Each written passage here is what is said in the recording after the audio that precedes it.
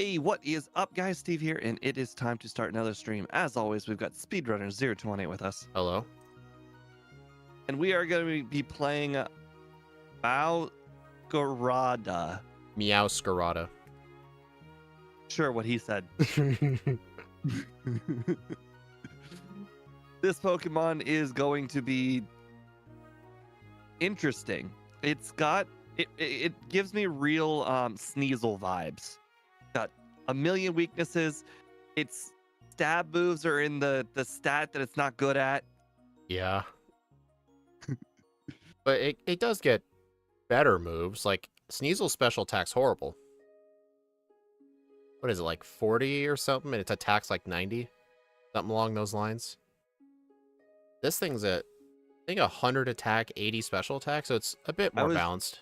I was joking with Speed before the stream saying that if this Pokemon was made back in the days of Gen 2 and things just had lower stats to begin with, this would be on par with Sneasel. They would have made it 100% the same as Sneasel. They would have lowered its attack to 90 like Sneasel. They would have lowered its special attack to like 50 or whatever like Sneasel. This thing would just be Sneasel, but worse. But here's the question. This is technically the grass starter of Scarlet and Violet. If this was the starter in Crystal instead of Chikorita, would it be better or worse than Chikorita? Oh, it would probably be better. Yeah, Grass and Dark is the crit move thing. The crit move thing. If it didn't get that crit move, which technically doesn't exist in Gen 2, then we'd be really debating. Also, this Mega Horde thing, like technically, the simple fact that it gets Mega Horde would make it pretty popular. Yeah, if you guys are wondering why it's got Mega Horn, that is a replacement for the move U-turn at level 24. And there's no 70 power bug move. It goes from like 25 to 120. I don't even think there is a middle of the road bug move in Gen 2. I guess Twin Needle? Twin Needle? I guess Twin Needle would have been closest, but still pretty much under, so it would have still been a downgrade. I don't know. Yeah, well, at least Mega Horn will use its significantly higher attack if you want to go that route. Yeah. And when we start the run, I'll go over all the moves we backported, or I backported. Okay, you could use Wii. No, I ain't a communist. It's mine. All right, let me just make sure I want to have the move set on the other monitor. Yeah, I always keep the move set. Like everything you see to the left side of my monitor, I always have in the top of my monitor, just so I have a reminder of what level. Although recently with the Nuzlocke, I just stupidly copy and pasted the Dragonite moveset, and then when I was doing the Dragon one, I realized I was learning agility at like level 30, and my overlay said it was supposed to be like 40, and I'm like, what in the world is going on here? And then I was like, oh yeah, maybe I should have copy and pasted Dratini. That's funny. So I'm looking at what else this gets. We also get Mud Slap, Shadow Ball. We get Thunder Punch too. You plan on getting that? Oh, and I'm sure they totally plan this because it's totally a general thing. You know how like Pokemon like Charizard, they get if whether you choose to evolve them or not, it's getting slashed at 36. Yeah. Whether you keep it Charmeleon, it's gonna get slashed at 36. Whether it's Charizard, it's slashed at 36. Dratini and Dragonair are very weird. It gets agility at 30, but if you choose to evolve it into Dragonair, it also gets agility at 35. Hey, what if you taught all your TMs and the game's like, hey, wait, you might want agility back. This is a good move. Yeah, it's just funny. It's literally just funny that it's like that because it's the same exact game. They didn't like, you know, they didn't do things differently from game to game. It's just like, hey, you know, this one Pokemon, they get it on level up. This other Pokemon, they get it again later. Yep.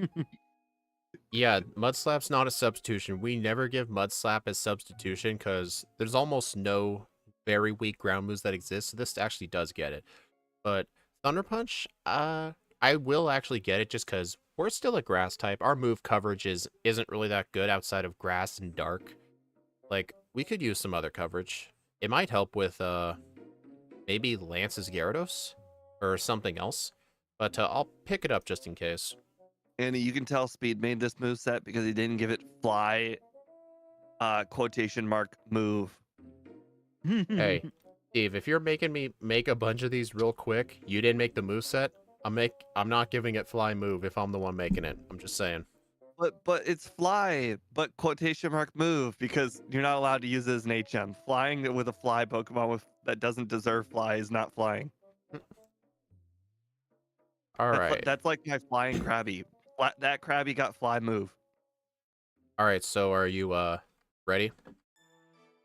Okay, let me swap over and do a minor intro for the vertical stream.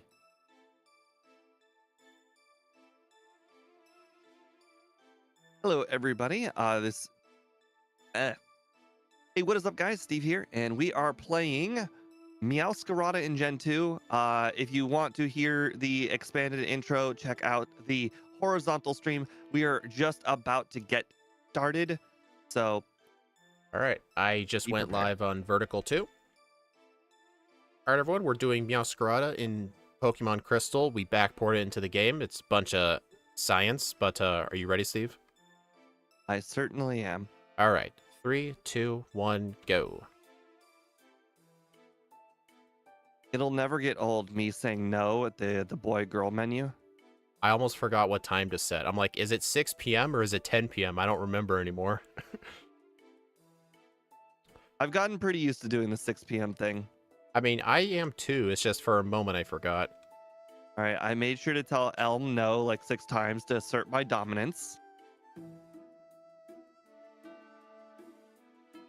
All right. You can't just tell no or him yes like the instant he asks you. Then he'll be all needy and he'll be like, "Hey, come back. I have things for you to do." Where I'll be like, "Okay, sure, I'll help you, but don't get all sentimental about it." Yep. Anyway, hope you all like the back sprite. I actually made it myself.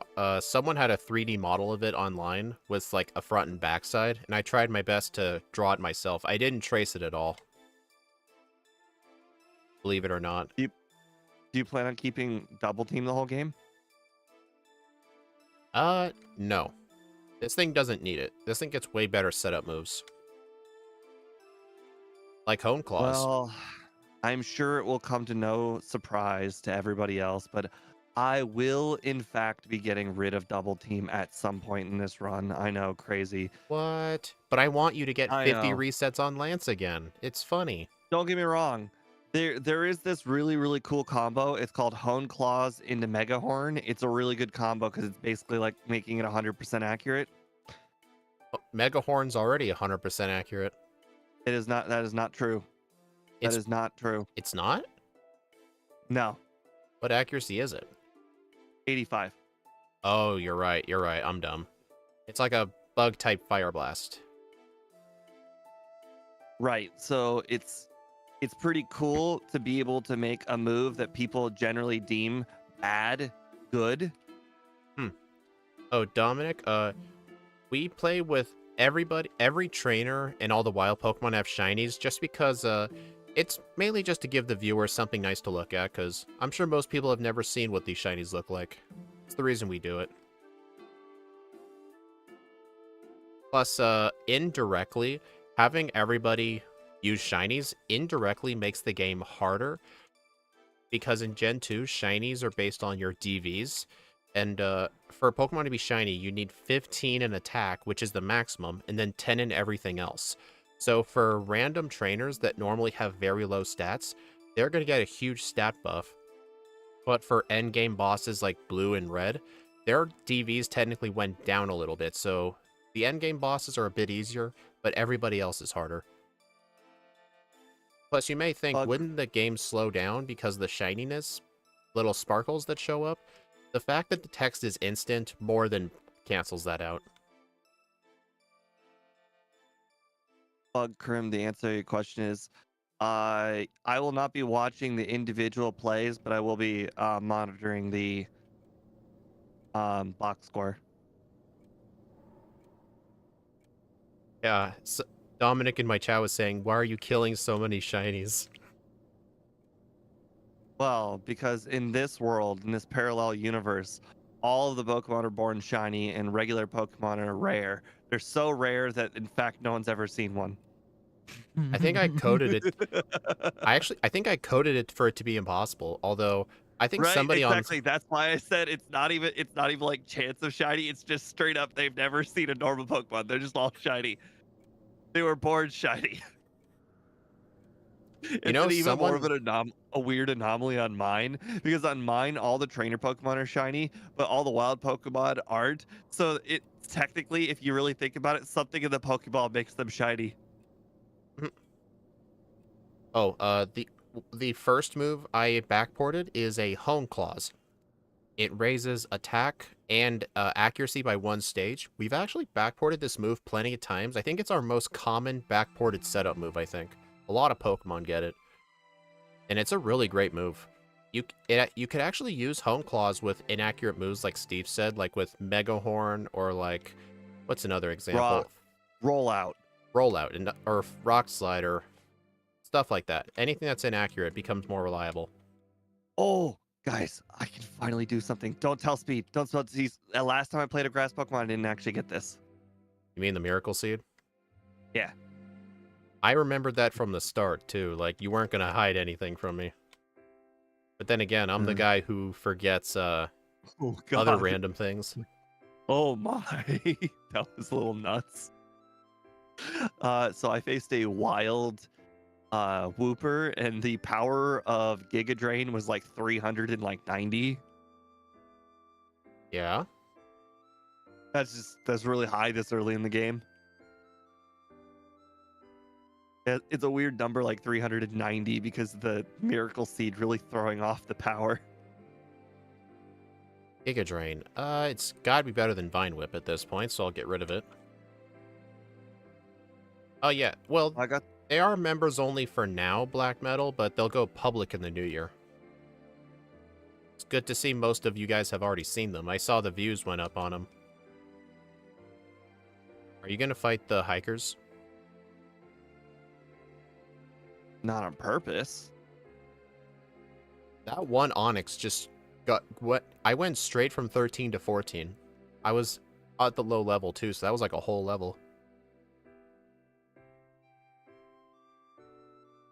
Well, it was nice having you for this very, very short amount of time.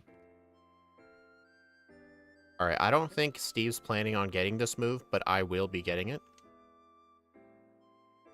Yep, definitely. I will not be getting that move. Mm-hmm.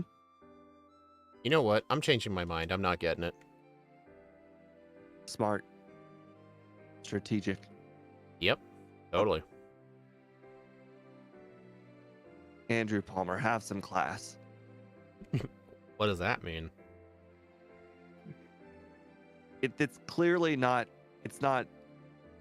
There's a fine line between what's it called? Mask party and a sexy party. This is clearly a Pokemon. Since it's in the Pokemon universe, it was going to Oh one of my those god. parties where you wear a mask, not a sexy party. Let's have a little. Kind of like that one scene from Romeo and Juliet where they like go to a party and they're wearing masks. It's so they can't be caught together. I'm pretty sure that maybe if that wasn't in the play, it was in a movie of it I watched. They're. Oh God, are you talking about the Leonardo DiCaprio one? I have no idea. I have no idea actually. They did a Romeo and Juliet. I remember watching this in high school.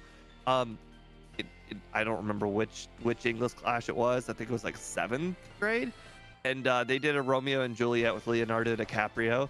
But instead of like Italy in like the 1700s or whatever, it was like New York. No, it was where the Jets play. Albany? No, Buffalo? the Jets. I know the Jets, but I don't know what their team. Technically, the Jets are technically New York, but they don't play in New York. What they play in Old York? Brooklyn. It was in Brooklyn. Okay, it wasn't that one. The one I watched when I was in school definitely was more ancient European Roman kind of setting. Okay. Let's just put it this way. This Romeo and Juliet had guns. America. What Jimmy you're worried about? I would have said Bugsy, but Home Claws completely destroys him. So honestly, I think after this, it's... I don't know. Okay, I was slightly worried the Claire? Scyther would be faster than me, but it wasn't even close. I don't know, maybe Claire, I guess? If I had to take a... I imagine you're probably a lot further than I am. I don't have your stream up. Why so many shinies? Just because it's a lot of people have never gotten to see what most shinies look like, so it's just a nice addition to the run. Yeah, we use cheating magic to make them shiny. It's okay, Boss KO. I think the idea of a play from I've already forgotten his name. I was just about to use... Oh, sorry. No, what was the guy's play? The guy who wrote the play's name? Shakespeare? Yeah. Quite frankly, the idea that Shakespearean characters have guns is a lot cooler than normal Shakespearean characters. Okay, this Oddish is not staying in the ball. I agree. Earlier when I caught my Bellsprout, it had a 75% chance to be caught, and it would not go in the ball, even with 75%. Does Oddish have a 255 catch rate? I don't know. Because, I threw my Lure Ball, 2 Great Balls, and 7 Pokeballs at it, and all of them failed. Every single one failed. Wow. That is... I've never had that happen before. That is so... Okay. I encountered a new one, and I got it first try. Hey, Dominic. Generally, I'm the kind of guy who tells people to shut up when I hear, oh, people like making fun of remakes, and I'm like, hey, a bad remake is better than literally nothing. And even I can tell you that Avatar: The Last Airbender should just never have been made. What, you didn't like Avatar Ong? The movie Avatar: The Last Airbender should just never have been made. Quite frankly, it has so little to do with the TV show that it's quite frankly more of a joke than anything. If anything, I would say it's more of a parody than the actual than an actual story. Same thing with Dragon Ball Evolution from the same exact creator. Shyamalan made that? Yes, M. Night Shyamalan. Is the guy who makes really hit or miss movies? From what I've seen, most of his movies are like, they try to like be spooky and dark, and half the time they're not that spooky. Like the main characters are always talking real low. I want to say he's a bad director, but the thing is, I'm pretty sure he has made movies I've liked in the past. I'm sure he has. I just don't know what they are. Did you teach pedal dance over Giga Drain? No, I kept Vine Whip. Really? Didn't you say earlier you saw Giga Drain had a lot of power against a Wooper? You said Giga Drain, so I assumed you taught it. 5 people. Well, yes, and I taught it for a very, very short amount of time. So you had both Giga Drain and Vine Whip? For a very short period of time, yes. Oh, okay. I mostly kept Vine Whip for the PP. That's a statement I never thought anyone would make. Because Vine Whip only has 10 power points. Yeah, well, unfortunately, pedal dance hurts you, so that wasn't an option. Well, it's not a recoil move.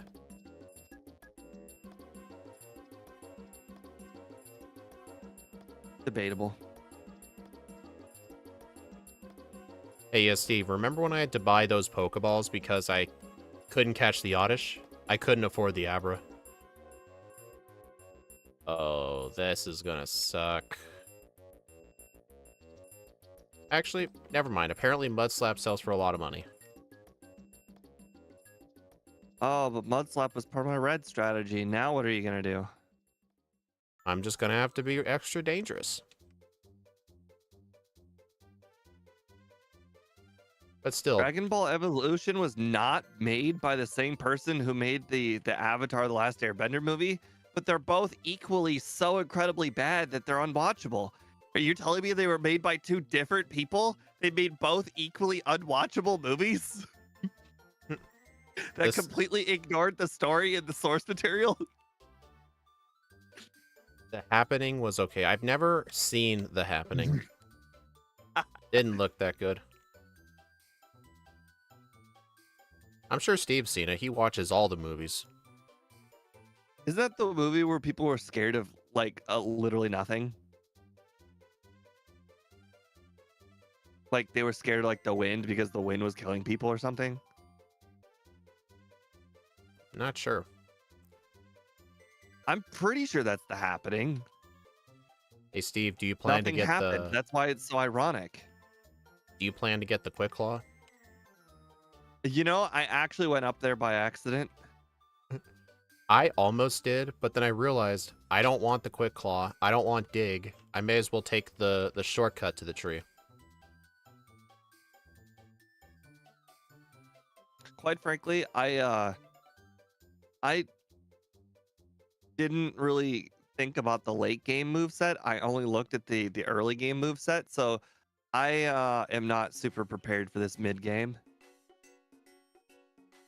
Plants were the killers, but plants like carried pollen and it was in the wind or something like that. It was a really dumb story. Did you Let's just say that sorry. that movie is so old that I think I remember hearing about it or seeing it in theaters. The Clefairy And just Speed and I were having a conversation. I don't ever go to the theaters anymore. Nope. He says the only time he ever did was for Endgame and what was the other movie? And the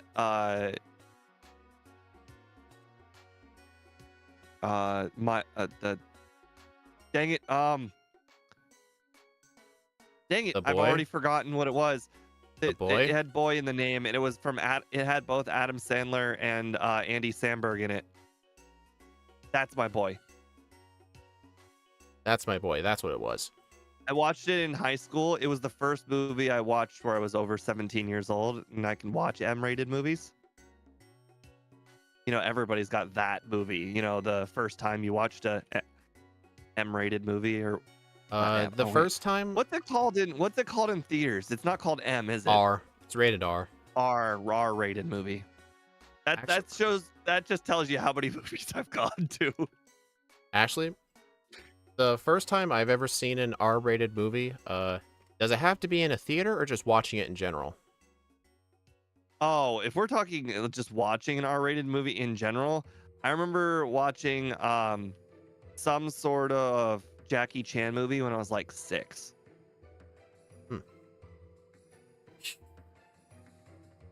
Because I remember, I think I watched the original Deadpool. My friend had an MP4 copy of it from somewhere. He put it on a flash drive and gave it to me, and I watched it on my laptop at home. And I think I was in 9th grade when it happened. You just watched the whole thing at home. But that's so close to being able to legally watch them. Well, I don't know where he got it from. No, I'm saying in 9th grade, you were already really close to just being able to legally watch R-rated movies. Well, the problem is, I live far from everything. I almost never go to the theaters as it is. Right. If I want to watch a movie, I just like if there is a movie that I absolutely need to see so incredibly badly, I'll just use the piracy site that I normally do, and they have cam versions of the movies, and those movies are the cam version of the movie is basically exactly the way it sounds like. Someone took a literal camera into the movie theater, recorded the entire movie, and then uploaded it to the website. Okay, I would rather pay double the price than okay, that's not a good way to watch a free movie at all. I get to watch the movie, I get to understand the story, and You I know, just don't get all the visuals that everyone else gets, which is perfectly fine with me. I'm just saying I wouldn't. I've tried to watch something like that one time. Somebody uploaded like full camera footage on the internet. Somehow it was never taken down. I could only watch for like 2 minutes. I could not stand it. Cam movies cam movies are so much better now than they used to be. A, because phones, things that people could easily sneak by a person who, you know, easily sneakable into things. So they have better phones are just much better than they used to be. So the quality is still relatively high. The sound quality is not the best, unfortunately. But what the best part about cam movies now compared to what they used to be, they used to have a lot of people that got up and then went to like the bathroom in the middle of the movie. But because movie theaters are so dead, there's a lot less of those people because nobody goes to movie theaters anymore. Like it's not a meme. Legitimately, who the heck goes to movie theaters in general? There's still a lot of Like people who do for like the. It's it mainly just for like first. It's mainly for like, what do you call it? Hit Hollywood releases. I don't no, Kind of I like see. Here's the Deadpool. thing. You actually never grew up in an age where people watched movies. Like some Are of you the kidding people me? in chat will understand. Are No, you no, kidding no, no. me? You just no. I'm saying you literally just don't understand in general. Also because you grew up in an area with just not a lot of people. Movies used to be things that people go to like 3 times a week. Like movies used to be something that people just do. They just did for fun. They're bored, they will go and watch a movie. Nowadays, it's like, oh, if we're gonna watch a movie, it's gonna be a special occasion. Like now, Yeah, because that's what A, they are movies are a now. lot more expensive than they used to be, and B, it's just not as big in the culture as it used to be thanks to streaming. But movies used to be a big deal. People used to go to them all the time. It used to be things that people used to talk about every day. And you just didn't grow up in that era. It's fine. Hmm. My sister didn't grow up in the era. She's slightly younger than you are. Hmm. She's 10 years younger than me. So actually she's quite a bit younger than you are. Probably. Although, yeah, theaters these days are only really held up by the hit Hollywood releases because I think they have contracts with the theaters or some where they won't release it on streaming for like 2 months after it comes out, so you have to go to the theater. Whenever one of those comes out, then the theater industry really makes big buck. But if there's none of those, then yeah, they're dead. Well, movies used to stay in theaters longer. They used to have 2 cycles. They would be in the expensive theaters and then they'd be in the dollar theaters. And all of this took place before it even went to DVD. Now, because of streaming, dollar theaters just don't exist anymore. There's actually one about an hour from me we always went to when we were kids, and it's still there, and the tickets are still the same price. It's literally $5 a ticket, no matter what movie it is.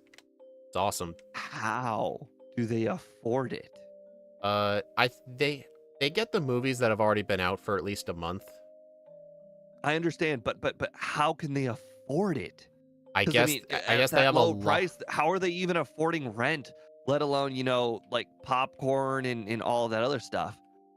They must have that many people come over because people would always bring their kids there real cheap just to like a little outing for the day if they're behaving themselves. I know my Oh, sister did Bug that. Crim answered the question. He said snacks. I'm sure the snacks are probably still Oh like, yeah, $8, $9. the popcorn's more expensive than the ticket. But hey, Yep, $5 that's for a why. That's ticket, how. that's worth it. Yep, You don't yep, have. yep, yep. I mean, it's not like I buy more than the popcorn anyway. But Uh, actually, So he in he basically just explained why it worked. It's for impulse buying. It's the same reason why places give coupons in the first place. It's to get people in the door, so that way they buy the more expensive stuff when they're there. oh, yep. Actually, there's also an expensive theater in the same city, about an hour away. There's the dollar theater and there's the expensive one. I went to the expensive one last time I went and saw a movie. The ticket price was, instead of $5 like the cheapo theater, it was like $15, and the snacks were double the price. For 2 people, it cost me like, that was like a $55 trip. I'm like, Bug oh my Crim, god. I'm the cheapest person you've ever met. Oh, he is. I go in for the cheap price and then that's it. I don't buy a drink. I don't do anything. If I did anything, I brought in my own snacks. Actually, when we were younger, we always went to the nearby Dollar Tree to get some snacks, and my mom would say, "Make sure it's something small. I gotta hide it in my purse." And we did that every time. We never bought candy there. We bought popcorn though, but not but candy and stuff. We always just brought in the candy because you could just buy a box of Sour Patch Kids for like $1. Because back then, dollar stores were actually $1, believe it or not. Guys, we're weak to fighting. Dark type weak to fighting. That's why we're having such troubles. I actually Does just Bite got have to a Chuck. chance to flinch? Yeah, 30%. Okay, I'm gonna start using Bite instead of Thunder Punch. Haha! Flinch instantly. Yeah, note Okay, to that self. did a lot less damage than I thought. Note to self. Do not use Pedal Dance on the Hitmonlee. It's not a 2-shot. Okay, note to self. Next run, I'm just gonna come back 3 levels higher. I think so. On On the the bright second side, run, I'm just gonna come in at 36. On the bright side, the Hitmonchan doesn't have a fighting move, but oh my. For anybody that doesn't understand what I mean, we get Flower Trick at 36. Basically a 120 power automatic crit move. Yep. Basically, imagine if your Hyper Beam always crit. Yep. That's how I imagine it works. No, all you need is 33. Oh, no, Kenya, no, stop. We don't need you to test return. I understand you love testing out leftovers, and that's fine. That's a role you can have. But no, you can't have return, Kenya. Actually, Steve, just go in there with return and return 2 shots. Yeah, well, so does Swift and Thunder Punch. It's still when he hits goes 2 for 2 on Dynamic Punch. There's nothing you can do. Oh, I thought I was on the first trainer of his gym. I haven't gotten to Chuck yet. Oh, dude, he hit me with Dynamic Punch. I instantly went down like a twig. And then he hit me with Dynamic Punch again. I went down like a twig. You can't survive Dynamic Punch. Is that a challenge? Now the question is, turn that light back on. Thank you. What was that? Now the question is, how do I someone turn the light off? Oh. How do I get 3 more levels? 3 levels is a lot. I think I might have to battle the water Pokemon on the way. Did you fight Gyarados guy? No. I did not either. I probably should have. I think I might just fight water Pokemon trainers until I get to 30 or 29, because I'm sure the trainers in the gym will get me to 30. I don't think Chuck will be a problem next run. We're just gonna get a teeny bit higher of a level.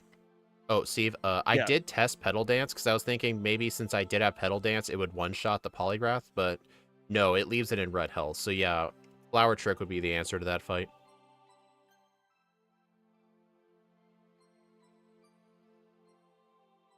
So I actually don't even have a grass move. My move set is currently Thunder Punch, Bite, Hone Claws, Return.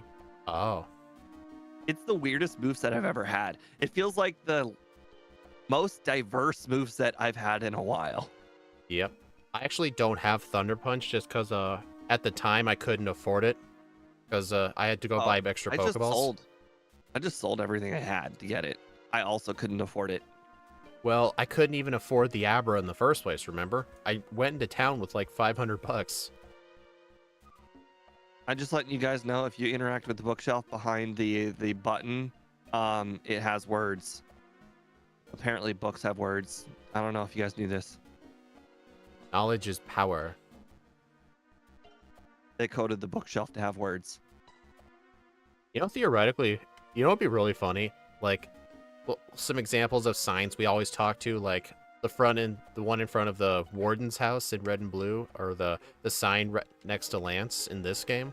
Imagine if I went in there and I changed it to be a secret message and just never said anything until one day somebody talked to it. I really like Bite. Bite as a stab move is pretty decent. It's too bad we don't get Crunch. We don't? No, I don't think we do, no. Actually, I have the move set up. I can look.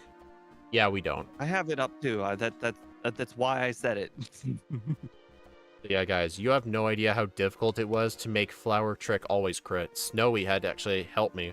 What I had to do is I went into the part of the game that the process where how to decide what moves crit or how often they crit, like the calculations for a crit, basically. He was able to show me that I can put in an exception for the command Flower Trick to bypass the calculations and just always crit. And then I just had to... So I'm not good at words. So yeah, I effectively just made this move the one exception to always crit. I told him to just make it so all moves that always crit, just always crit. But That was he the... didn't do that. I actually tried that, but for some reason it didn't work. But You could get rid of... Why wouldn't you just get rid of the entire formula and just make it one? it's a bit more complex than that. Oh, hey, Alastra and Friends #2. Hope I said that right. That's a really long username. Hello, Aunt Mao. Oh, what?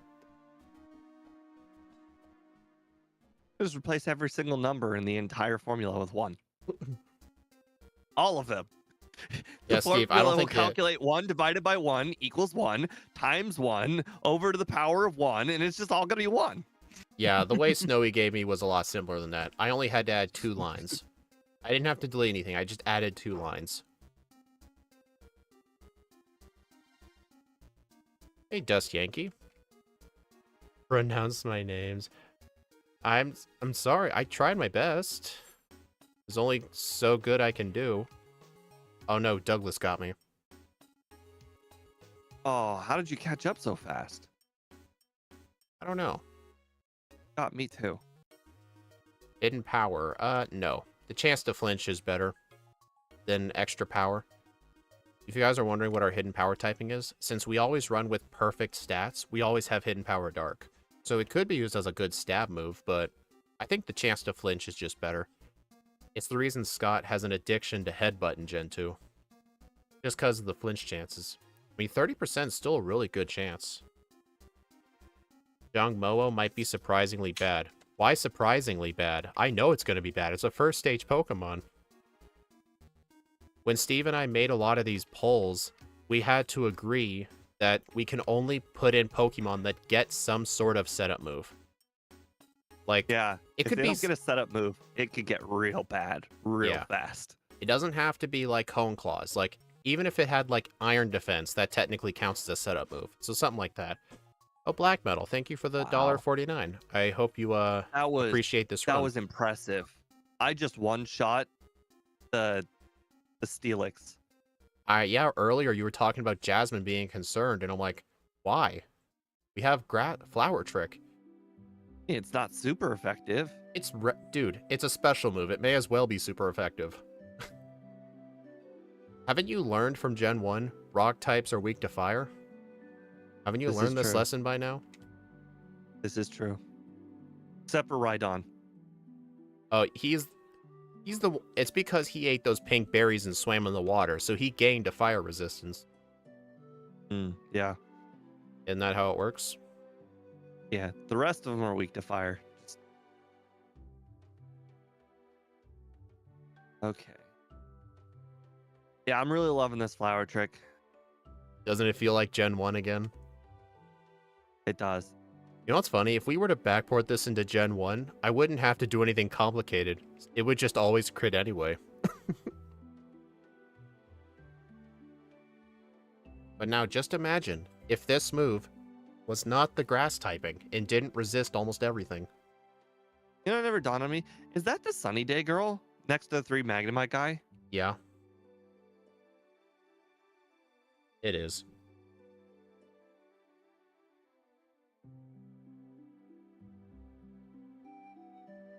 Man, Flower Trick still...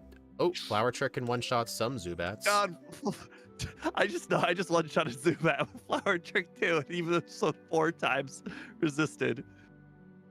Plus Miracle Oh Seed. god, I have 3 ethers. Oh no, that means I used one somewhere. Or no, that mean I didn't pick up one somewhere. What's your Which overlay which say one did for what's your overlay say for Flower Trick's power with Miracle Seed and Stab? 115. So if you include the chance to crit, that'd be roughly over close to 200 power. Pokemon Fire Yeah, Red. it'd definitely be a little over 200. I want to put Pokemon outside like a pet when I play Fire Red. Yeah, I've always imagined like what if some Pokemon were real, but then I realized if some of them are real, that means all of them have to be, and there's some I'd Oh. rather not When exist. when they said outside when playing Fire Red, I was like, "Oh, you mean like they do in Gen 4?" And then I used said outside, like real life outside. I'm like, "Oh." Yeah, that's something Steve never did. He never went I was outside. thinking more along the lines of the other Gen 4 or the Gen 4 game because you can have all of them follow you in Gen 4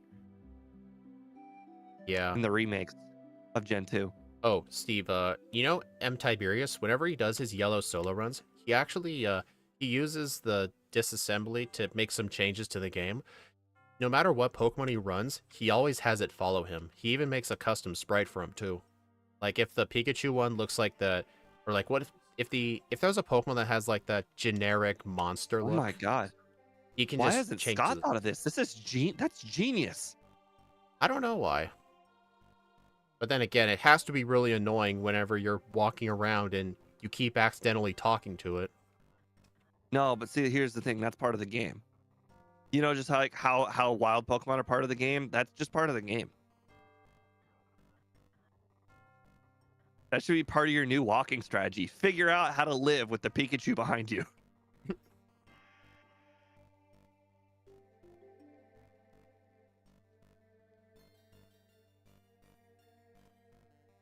Oh god, I've gone through all my full heals already. That is probably not good.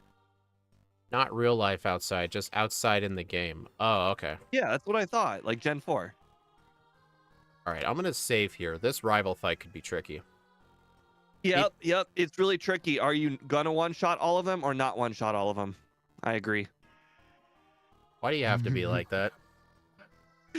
Well, I was like that because I already did it. He's basically just a cacophony of one shots. His Zubat, or his Golbat lived. Mine didn't when I used Thunder Punch. Oh, yeah, I don't have that.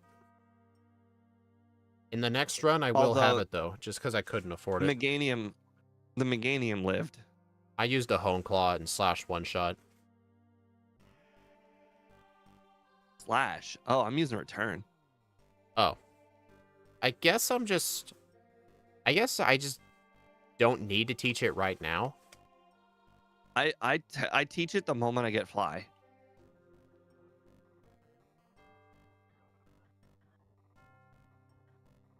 Boy, just knowing that Flower Trick's power is actually double the way it is, even Pokemon that are resisted, I just use it. Oh, yeah, I still need to actually get it. I don't have it yet. But that's fine. I usually get return after I finish the rocket section here.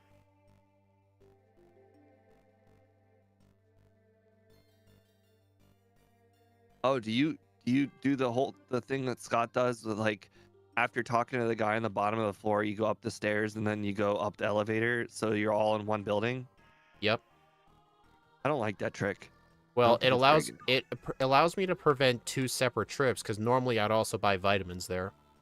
I understand, but I'm saying the walking up and then walking to the elevator, I think is equivalent to just using an escape rope and then walking back into the building.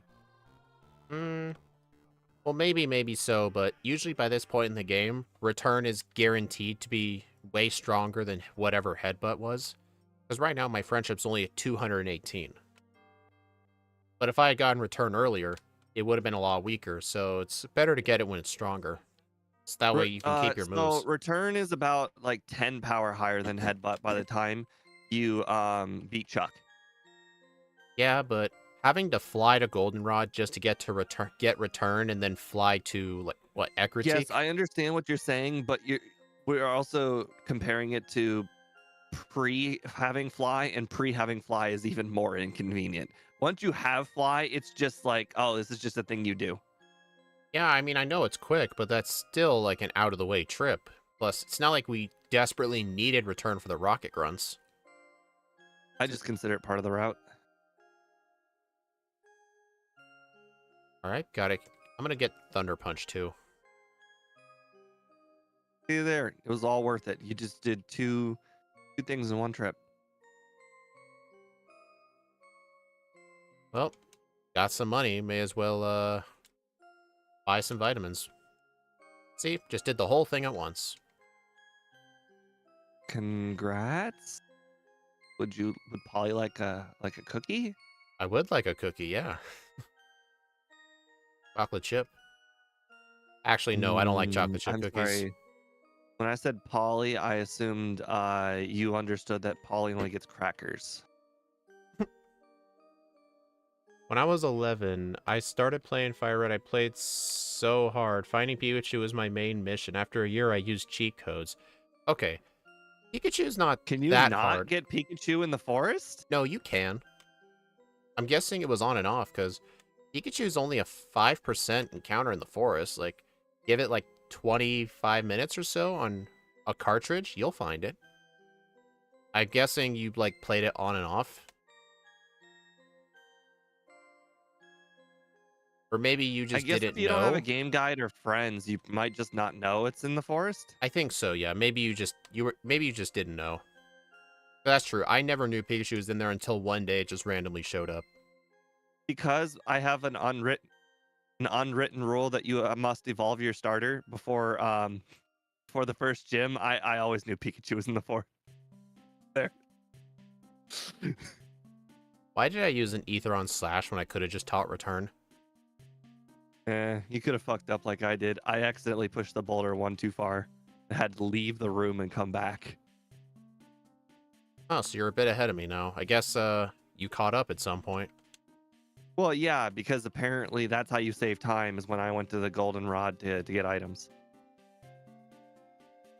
I guess that's true, yeah. I did my goldenrod by while you just went straight to the cave.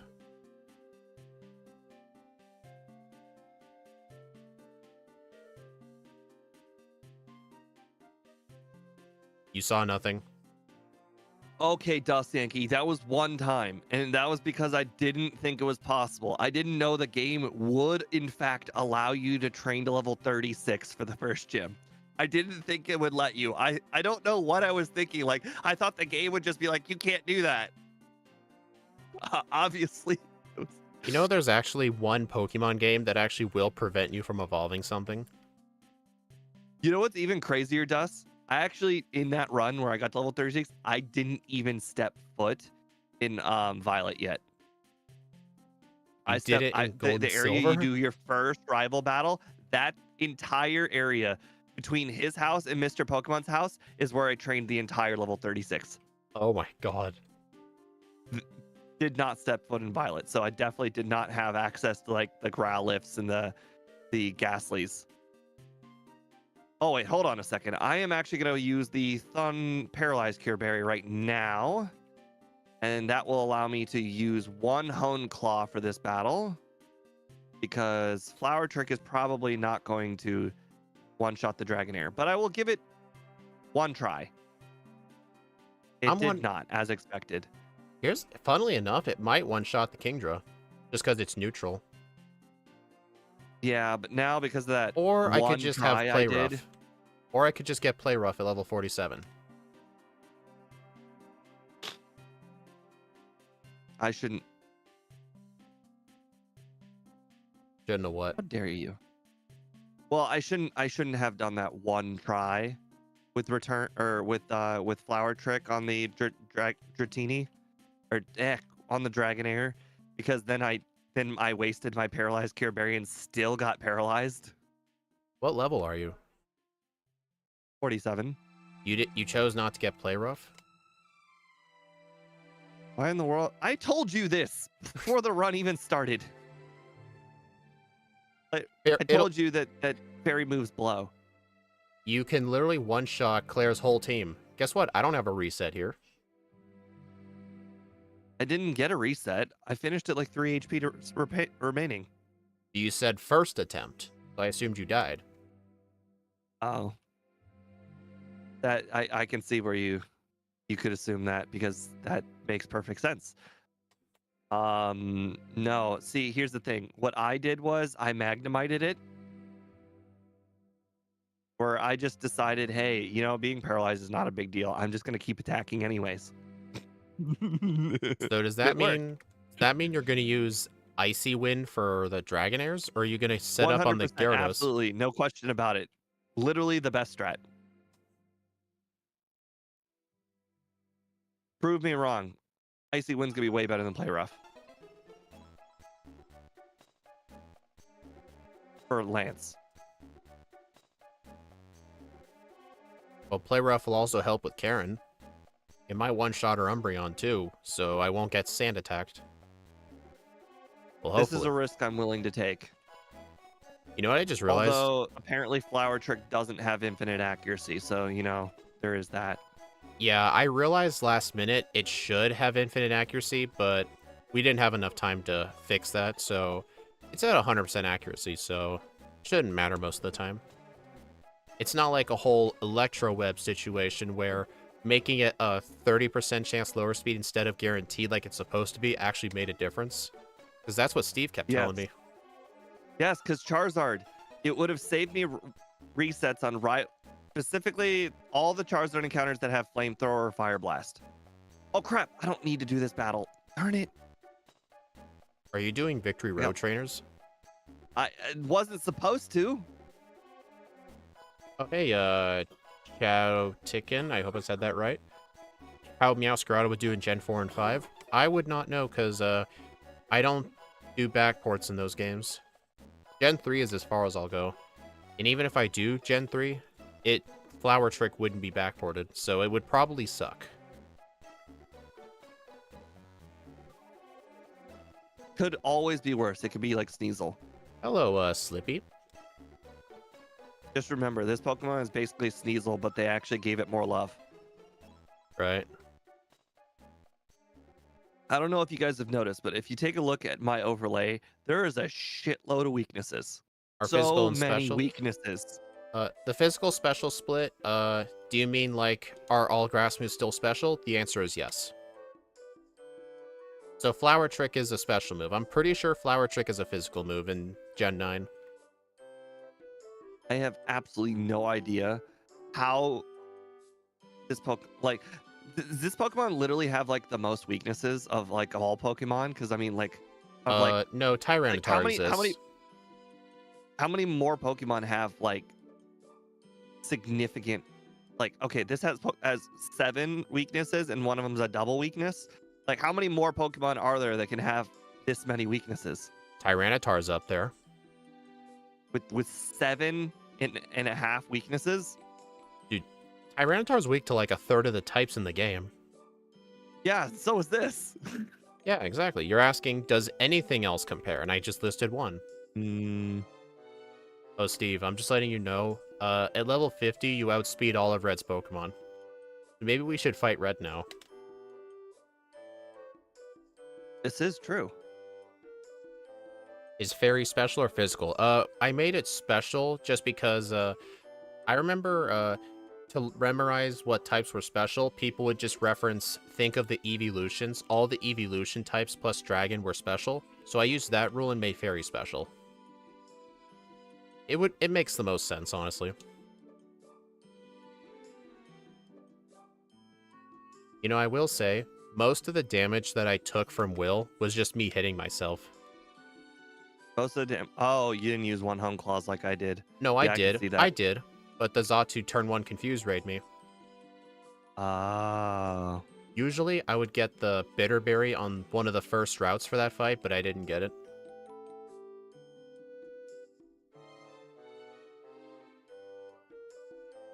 Annie, no, How Dark is special. How dare Crobat decide to live? Ridiculous. I think Play Rough's the only physical fairy move. I don't know if it's the only, but there's definitely not that many physical fairy moves. Ooh, interesting. Oh, right. I still have Bruno. I was about to say I'm just like a tiny bit damaged. Maybe I should consider going into the next battle with just a tiny bit of damage. You know what's interesting? Bruno's Hitmontop did not once use Dig. It just kept spamming Quick Attack.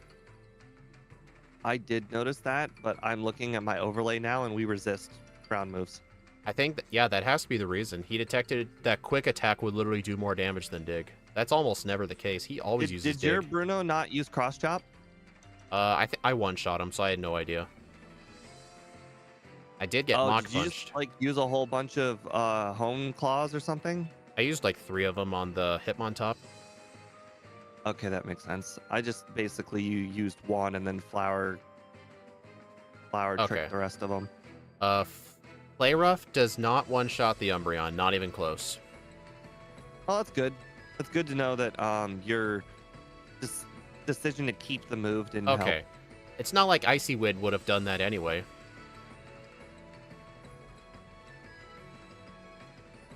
Well, I just got a reset on Karen. Alright. These things happen. Yeah. Does Flower Trick one-shot? Not even that one. Okay, this might be the fight where it actually mattered that I didn't code Flower Trick properly. Because this move is... Oh, wait, no. Hone Claws cancels that out. Never mind. Actually, wait a minute. Why didn't I just set up Hone Claws on the Umbreon? I forgot. The world may never know. Steve probably remembered this, but I didn't. I actually didn't. I have 2 returns left for this battle. Hone Claws completely cancels out Sand Attack strats off of this person. Okay, I beat Karen first try. I don't even think I took any damage. I'm upset now. Since you just beat her, that means I was ahead of you, but I had 2 resets, so... Yeah, you're ahead of me now. Darn. You should have coded it to be infinite. Yeah, that's what I should have done. I didn't know at the time that it was. But when I realized it, you know, the funny it was thing like is 10 we didn't minutes. even know. I literally asked Speed, is this a mistake? Like, I thought this was a typo on the moveset. He had Flower Trick as infinite accuracy. I'm like, oh, did you make a typo here? And he's like, no, I don't think so. And then I looked, I'm like, oh, it is supposed to be like Swift. But it was like 10 minutes till stream. It was too late. I made a mistake on Lance. I got to reset. What'd you do? I forgot to do something. Did you forget to stop the ghosts that were coming through? Yes. Yep. I saw all the ghost types, the gang. Oh my god, it lived. Okay, well, we're gonna go ahead and rare candy. I'm level 54. What level are you? 53, and it lived. Dragonite lived. How It many? was the boy who lived. How many Hone Claws did you use? I used like 4 of them on the Gyarados. Did you not set up enough? I used well, I was okay, well, shut up. I feel like that's on you. Oh, come on. This Dragonite, even with 2 levels higher, it still lives. Do you not have Hone Claws anymore? Shut up. I tried to defeat it with Icy Wind because this was the strategy I came up with, and I was married to the strategy. The strategy. You know what I will admit, though? I did not use Play Rough on Lance at all. You're right, it's not good. It didn't one-shot the Umbreon, there's no way it would one-shot the Dragonites. I mean... Okay, well... This thing had higher special, maybe. Let's go return Easy Clap. Yep, that's the whole Kanto section in a nutshell. I shouldn't have gotten 3 resets on Lance, and quite frankly, it was my own stupidity that got the resets in the first place. And now I'm stuck with Icy Wind. I think that's more stubbornness. Well, at first it was stupidity for not teaching Icy Wind, and then it was stubbornness after you pointed out that I could have just Hone Clawed it. That was the strat you told me you were going to do. I'm like, are you going to Hone Claw the Gyarados? And you're like, oh, 100%. Oh, God. Oh, God. You didn't detect the sarcasm. Oh, God. Darn it. Can you imagine when someone actually said something very sarcastic to you and you're like, you took it face value and then they thought they were being funny and you thought it was legit and then it ended up being legit? Yeah, and it backfired on you because it actually was the better strat. I couldn't believe that. What's that meme DJ Khaled I thought says? Congratulations, you played yourself. I sure did. I sure did. Oh, guys, there was this one time Steve and I were facing each other in a Pokemon card match a couple of weeks ago. This is relevant. He was about to destroy me, and then he's like, all right, Speed, how do you want to die? Do you want me to kill your Lugia V-Star, or do you want me to kill your Iron Hands? And I'm like, okay, kill the Iron Hands. And then he killed the Iron Hands, and the Iron Hands had an energy card to it called the Legacy Energy, which makes the opponent take one less prize card. So because he didn't see it there, I was still in the game and I beat him. It was hilarious.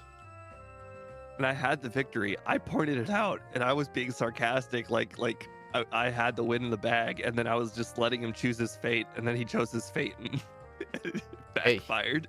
Hey, he listened to it too, and then when he did it, I was even surprised because you may thought I was being sarcastic, but I actually forgot the Iron Hands had that energy on it. Well, see, here's the thing. I'm a dick when I play card games. I mess with people's emotions all the time while playing with them. Sometimes I feel like it actually does help me win. But in this case, like I do this all the time. So Speed, probably expected me to make the right play after saying all that stuff. Oh yeah.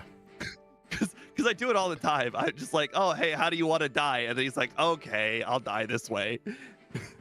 And he's done it before, and I figured out that he was lying. But yeah, you didn't make one mistake one time. Yeah, and when I noticed that, I blamed him because he's the one who should know about that stuff. Yep. Funny thing is, and the worst part is it's a card I use all the time too. It's not like it was like, oh, I didn't see it coming.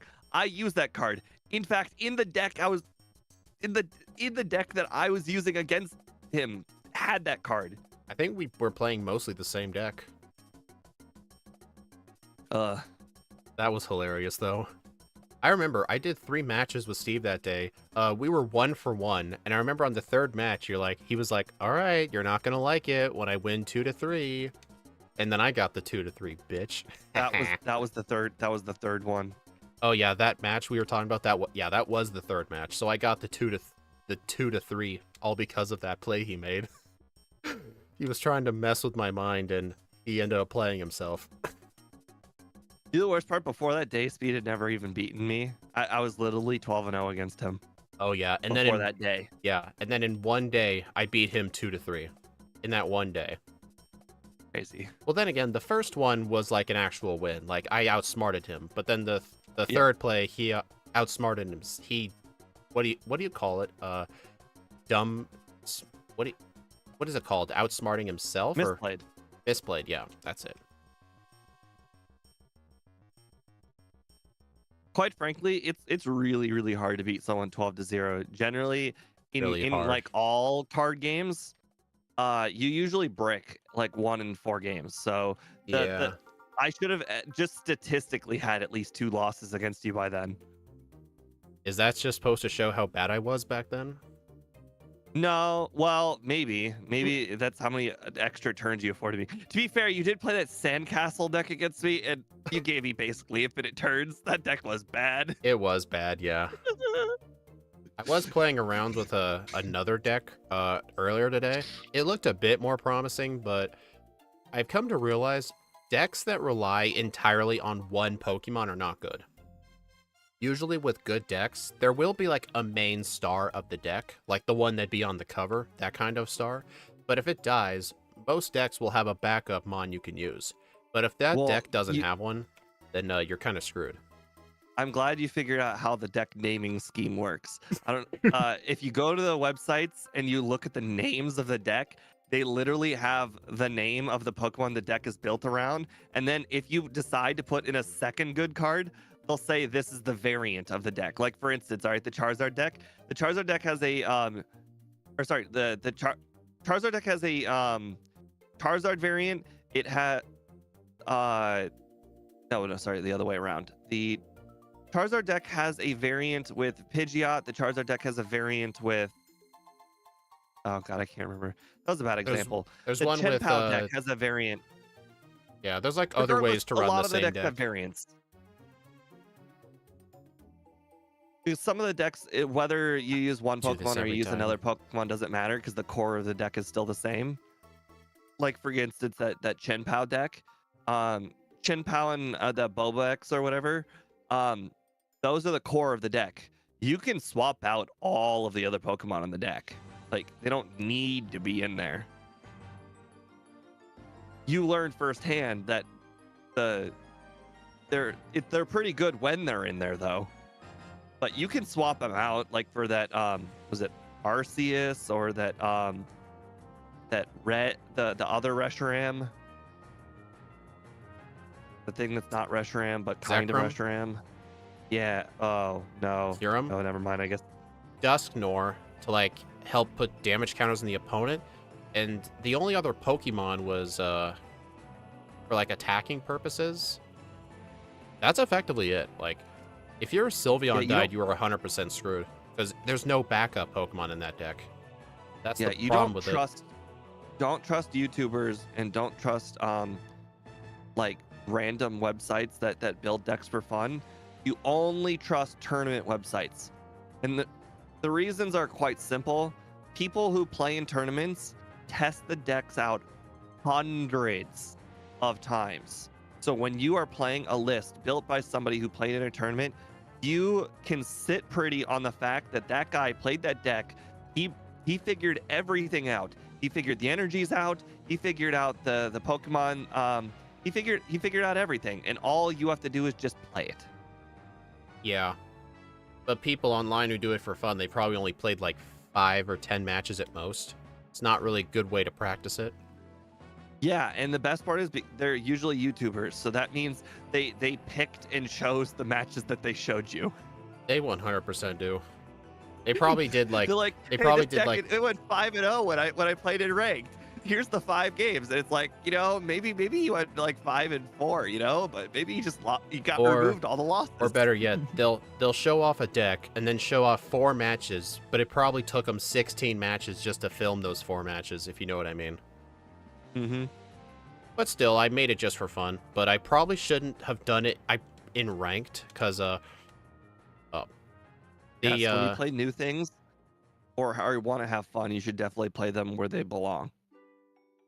no, what I was about to say, in the TCG Live, when you build a deck, there's an option to practice that deck against the computer. The computer will play against you, and if you lose, it doesn't Ooh. affect your ranking. That's what I should have So done. the computer, the problem is no card game has ever coded a good computer. That's true, yeah, but at least it'll give you a sense of feeling without risking your win streak. Better than nothing.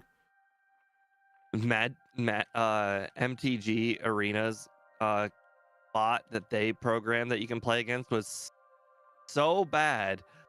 We used to like me and Angel used to send each other screenshots of like the like records for how low we can get it to we can win by. Like for instance, can we get the computer down to negative like 5,000 life? I don't get Can it we because get I don't one? know Magic. Well, imagine if your Pokemon did like 500 damage, but it had an effect where like if you gave it another energy every single turn, it would do 30 more damage and then 30 more damage, and you just kept doing that the entire game over and over, and you just kept on stacking the damage until you decided to attack that final Pokemon on the opponent's team, and then you did like I don't know 1,000 damage, and then I would Oh send man. that screenshot of me doing 1,000 damage to Angel, and then we try to top each other. Against the bot because it's Basically that that. bad? Yeah, because the bots are awful. And there's just no good card game bot. No. You have to play real people. There just is no substitute. But here's a question though. With the Pokemon TCG, if you match just against friends, does that still affect your win-loss score? Yep. Dang. That's why I'm a little shocked that it does, because it doesn't affect your rewards.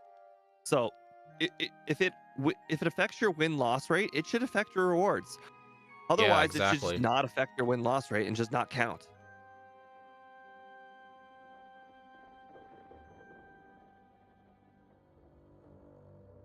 Alright, I need to use an elixir. Getting ready for Blaine. I already did Blaine. Blaine wasn't even that hard. I used... I just figured Blaine is around the time I use an elixir.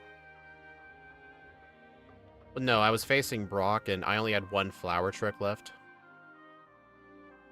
Yeah, Blaine's easy. Use a home clause on him, and then flower trick the Meg Cargo, and return the rest.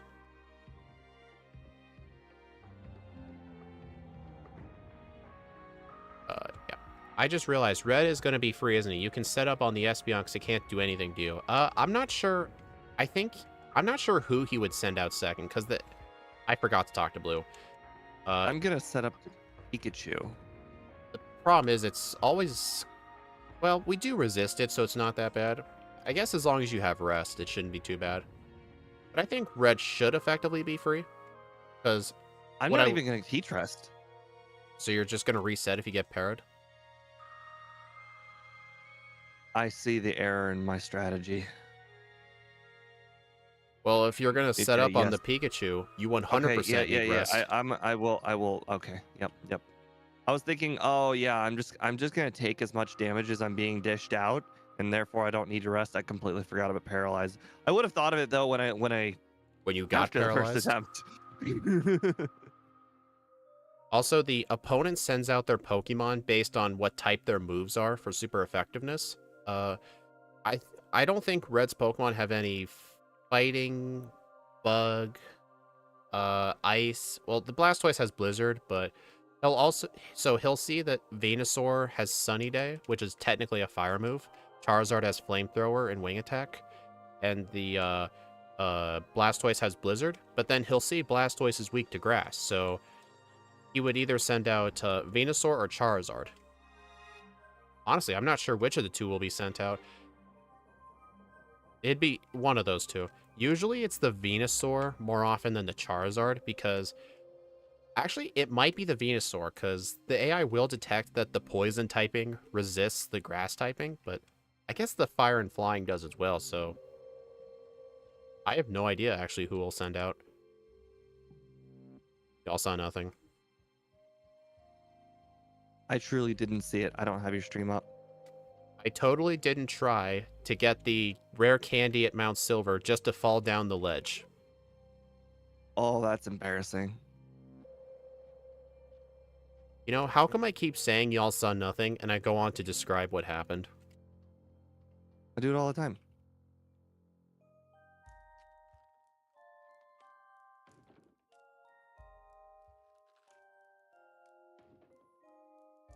Okay, Flower Trick. Okay, it is Venusaur. Okay, that's actually really good. Venusaur is way better to set up on. Also, normally, if he sets up Sunny Day, he just... Dude, he just crit me with Solar Beam. Ridiculous. How dare he do good things? I know. What I was going to say is, with most Pokemon, if this guy uses Sunny Day, you actually want to stall to make the sun go away, because otherwise Charizard will do so much damage, but we outspeed the Charizard anyway, so we don't need to. If we were running a slow Pokemon, then yes, we would need to do that. We've had to do that a few times. By Venusaur critting, does that mean he knocked you out? No, I reset. It never happened. Remember, he's not the champion. Right. Or technically he still is, but I'll defeat him and I'll be champion. For now. 107.42. Dang it, dude. That one reset cost me. It 107.48. 100% cost you. I was absolutely 2 Pokemon behind you. When you said the Venusaur knocked you out, I had just like halfway, like I was at +4 on Pikachu. So I was like, oh, he's gonna get it. He's already 1 Pokemon in. I can't believe that. I think that Pikachu was just fine to sit up on. And I got Honestly, fully parried 4 times and it was still fine. Actually, here's the better strat. Flower Trick one-shots Pikachu, set up 2 Home Claws on Venusaur and sweep. No need to risk paralysis. Did you not have Flower Trick? You didn't have Flower Trick anymore? I did. My final moveset was Flower Trick, Rest, Home Claws, Return, but I didn't use Flower Trick. Oh. Well, as a future reference, you can one-shot it with Flower Trick and then set up on Venusaur. So I didn't have to teach rest at all. My moveset's still the same. I didn't change anything. Hmm. Where I don't even remember where I got my reset. Oh, Chuck and Lance. I got 2 resets at Karen. I had one on one of Chuck's trainers. Oh, right. Ed one and the hiker. Where was the other reset I had? Okay. I don't So remember. if Doesn't matter. I were to want to improve my strategy, there Got the was under. get to level 36 for Chuck. Oh So yeah. battle a bunch of the trainers in the water. Now let's see. The other point Use Hone was Claws on Gyarados. No Icy Wind. who did I lose? Oh, right. I lost against Lance and Bruno.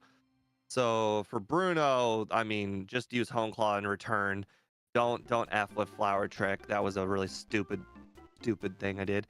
And then for Lance, it's just use Hone Claw in return. Don't bother with Flower Trick again. Or don't bother with Icy Wind. My bad. Honestly, And that was it. I could eliminate all my resets. Literally, that I will just make everything consistent. Now the question is, how do I consistently beat Karen? Oh, I have an idea. What's the main threat of it? We have Hone Claws to cancel out Sand Attack, right? The main threat is Sand Attack. But with Hone Claws, it cancels it out. I know 100% what I'm gonna do. So, that last run, I used the paralysis cure berry on Claire. Yeah.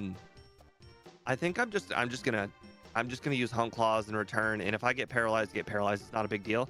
I'm gonna save that paralyzed cure berry for Jasmine for Karen. And what I'm gonna do is I'm gonna two-shot the oh yeah, I'm gonna two-shot the Umbreon with either return or with Flower Trick, and then on the File Plume, I will use 2 Home Claws, maybe 1 Home Claws. She's gonna try and use Paralyze on me or Stun Spore on me, so that will the Paralyzed Cure Berry will knock that off, and it'll just be me and Sand Attack, I guess. At that point, but at least I'll throw away the Paralyze. Like, get hit by Paralyze is just as bad as Sand Attack misses. Okay, that's not the strat I came up with. I think the strat I came up with just now is going to be more consistent. What I was going to say, since Hone Claws effectively cancels out Sand Attack, the only other thing Umbreon can do is Confuse Ray. I'm thinking of giving the Bitter Berry during that fight. Get off 1 Hone Claws, because she'll always use turn 1 Sand Attack. I'll keep setting up until the Bitter Berry is used up, and then I should sweep with Return. And I guess Gengar will be Bitter Berry? right next to the guy who wants the Spearow on that one route. The fat guy who gives Nightmare. Interesting. I usually only ever use it for Will, but I think this is good. So you just say we're gonna spam Home Claws, and if she uses Sand Attack, you end up with a +1, no big deal. And then until she uses Confuse Ray. Yeah, that's what I was thinking. Does the confusion go away immediately, or is it like a one-turn thing like that Miracle Berry we talked about? Mystery Berry. The confusion goes away immediately, yeah. Okay. I didn't know if they perfected it like in the other generations. Yeah, I've used Bitterberry on Will before, and that's exactly how it worked. He would confuse, and then Bitterberry canceled it immediately. It's like the Paralysis Berry. Okay. For anybody that doesn't want or was like, well, of course the berry does it immediately. Recently, I was watching videos on Gen 2 Ditto because I was thinking about doing Gen 2 Ditto one of these days. And one of the strategies for Gen 2 Ditto on Red, and keep in mind, this is an incredibly hard strategy to pull off. But what you do is you put the Mystery Berry on Ditto with 0 PP. Then you have to hit the Pikachu, but you can't just hit the Pikachu. It has to be a crit. So first of all, you have to get a 6.25% chance that you have to crit the Pikachu. Then on the second Pokemon, the berry will immediately go off. But it doesn't go off on the first turn because the first turn, you knock out the Pikachu. And like there's nothing for the berry to react to. Like, nothing happened. The first turn just happened. So the berry just immediately goes off the second turn. And then you get to transform into whatever the second Pokemon is. I believe that would be Espeon from what I've seen, because I watched that video. But for anybody who's wondering, Ditto's basically impossible in Gen 2, but I would give up on red and not give up on blue like Scott did.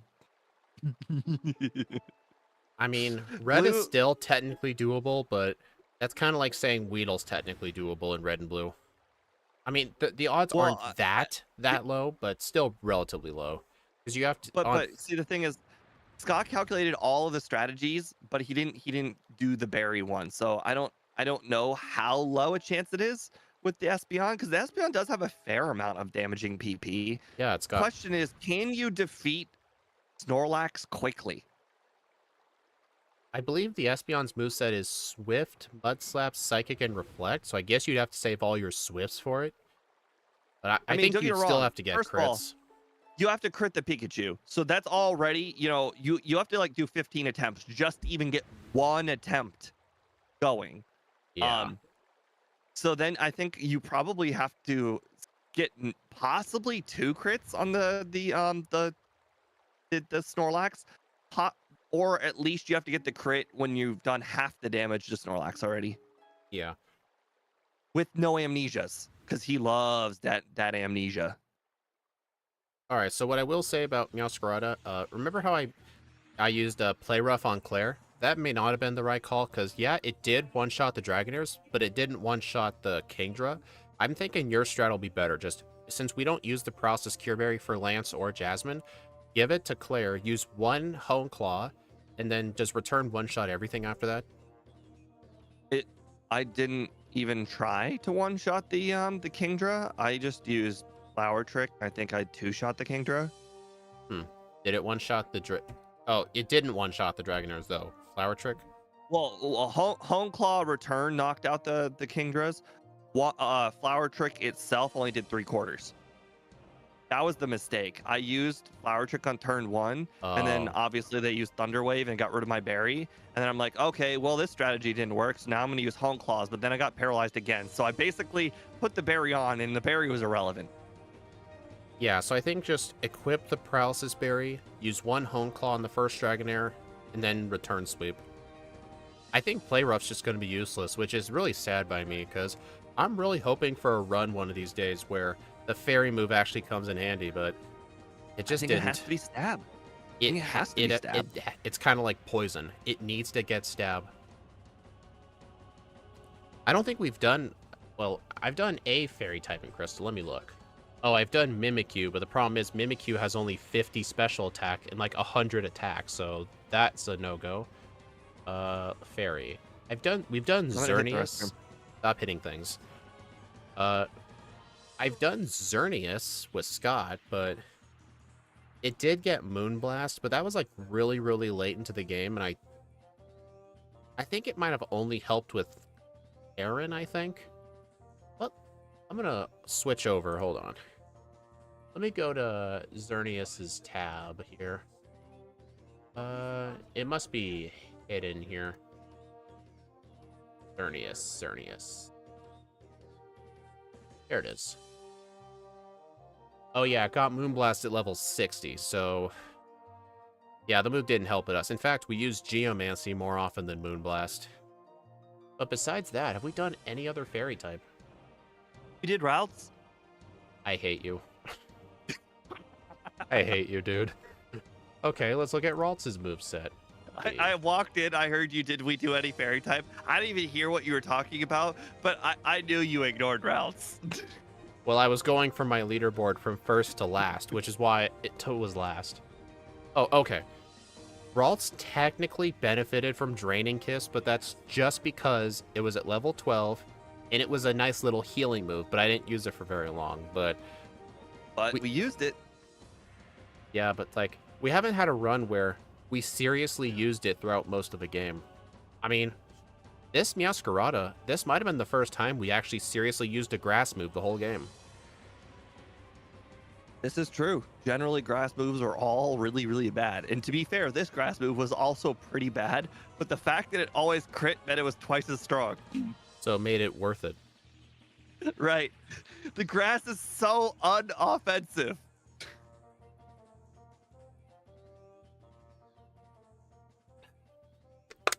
Yeah, this will be a much improved for second run. I have the over-under at 106 to 109, so I think I will beat this first run just because there were points that were really bad.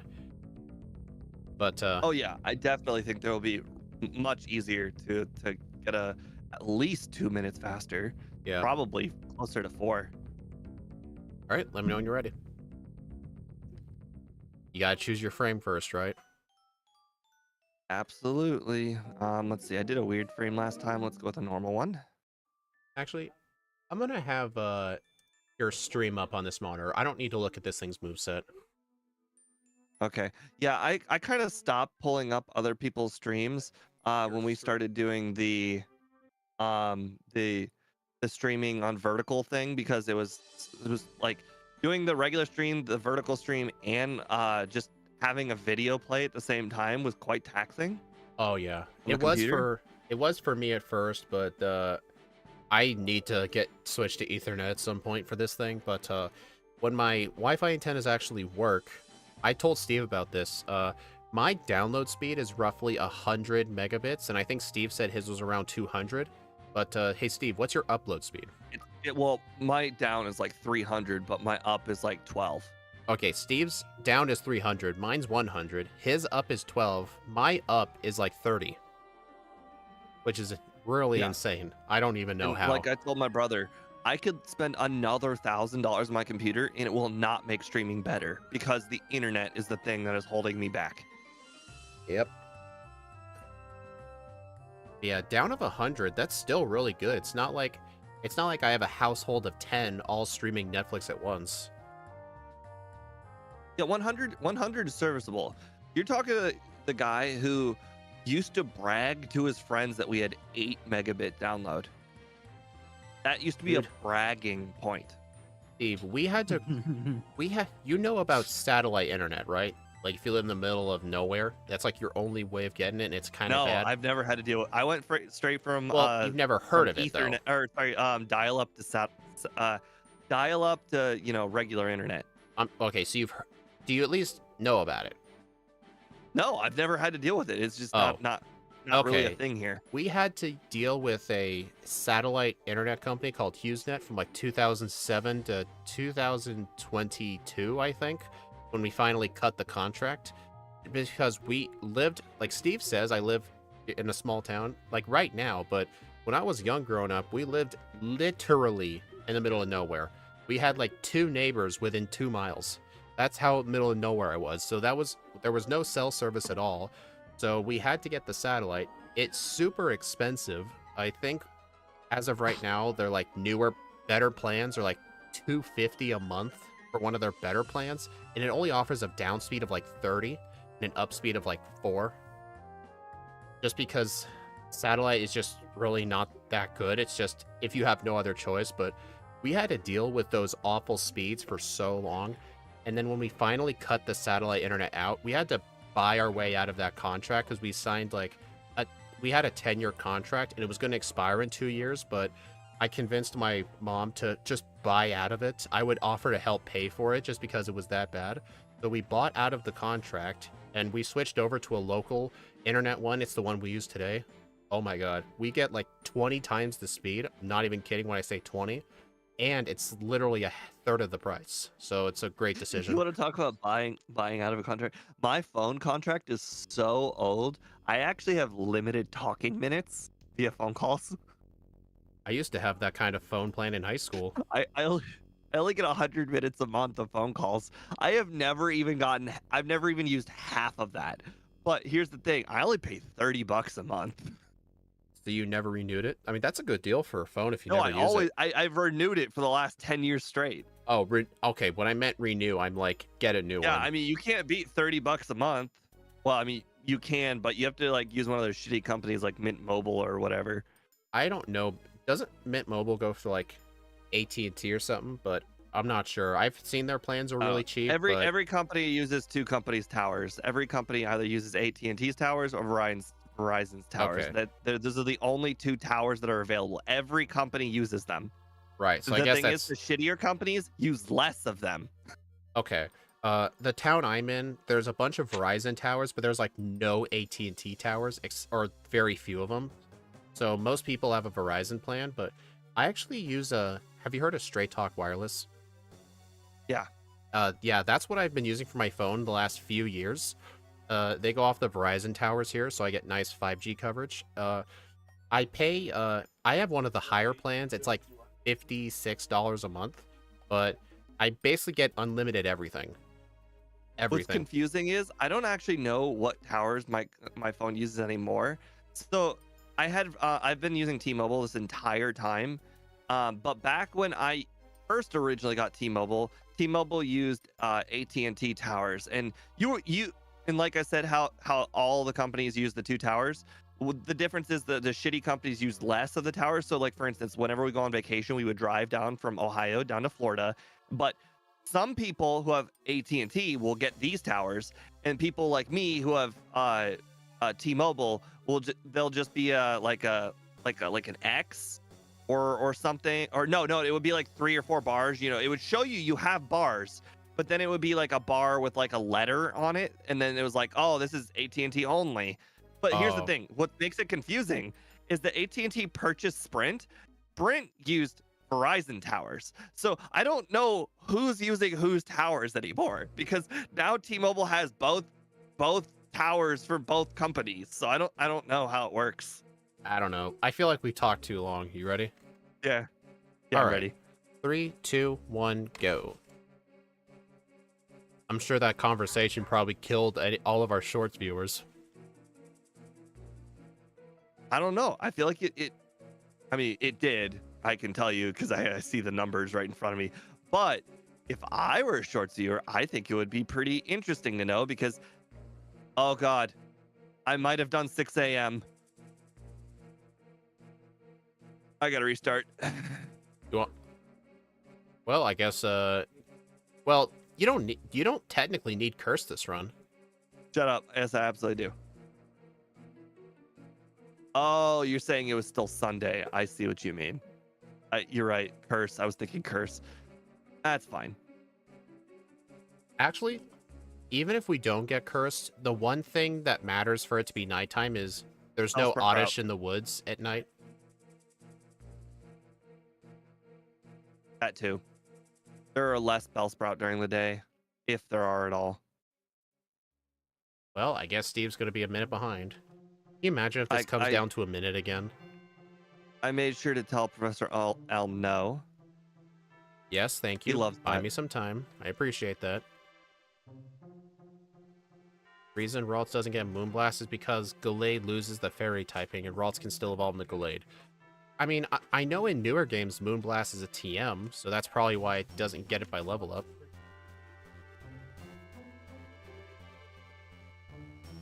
Yeah, actually, did Play Rough help with anything in this game at all? Like anything? I don't see why it would. It's not like you have stab. What was it gonna do? I don't know, I'm trying to think of where I used it last time. So Andrew's brought up this interesting issue with the vertical streams. They're apparently really behind. He just now messaged me that the vertical stream just finished the first run. I have no idea why. Yours had that, and I think mine has it lagged too. behind. Yours definitely have it too. I tried watching one time. It just lags further and further behind as it streams. I don't understand how. I might have to look that up later because there's no way that's normal. I would say that Twitch doesn't do that, but quite frankly, I mean, I only ever streamed to one platform on Twitch. Well, I don't... Wait, does Twitch have vertical streaming too? No. Why? Okay, so here's the thing that I do every single run. I just do it. It's not a big deal. So you know how when you go south from Mr. Pokemon's house and then you take a left to go over to the gate? Yeah. Or jump over the fence? Yeah. Well, I always clip the grass. Like I'm always one step and clip the grass. Okay. And normally it's not a big deal, but every now and again I get an encounter, like just now. All right. I will say I have never done that.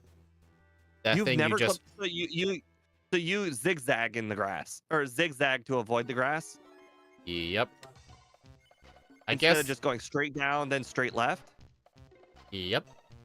I think that's just Interesting. that might be a keyboard controller difference, because I know for keyboard it requires a tiny bit more work to change directions. So I'm thinking you only change directions when necessary. So you go straight lines as much as you can.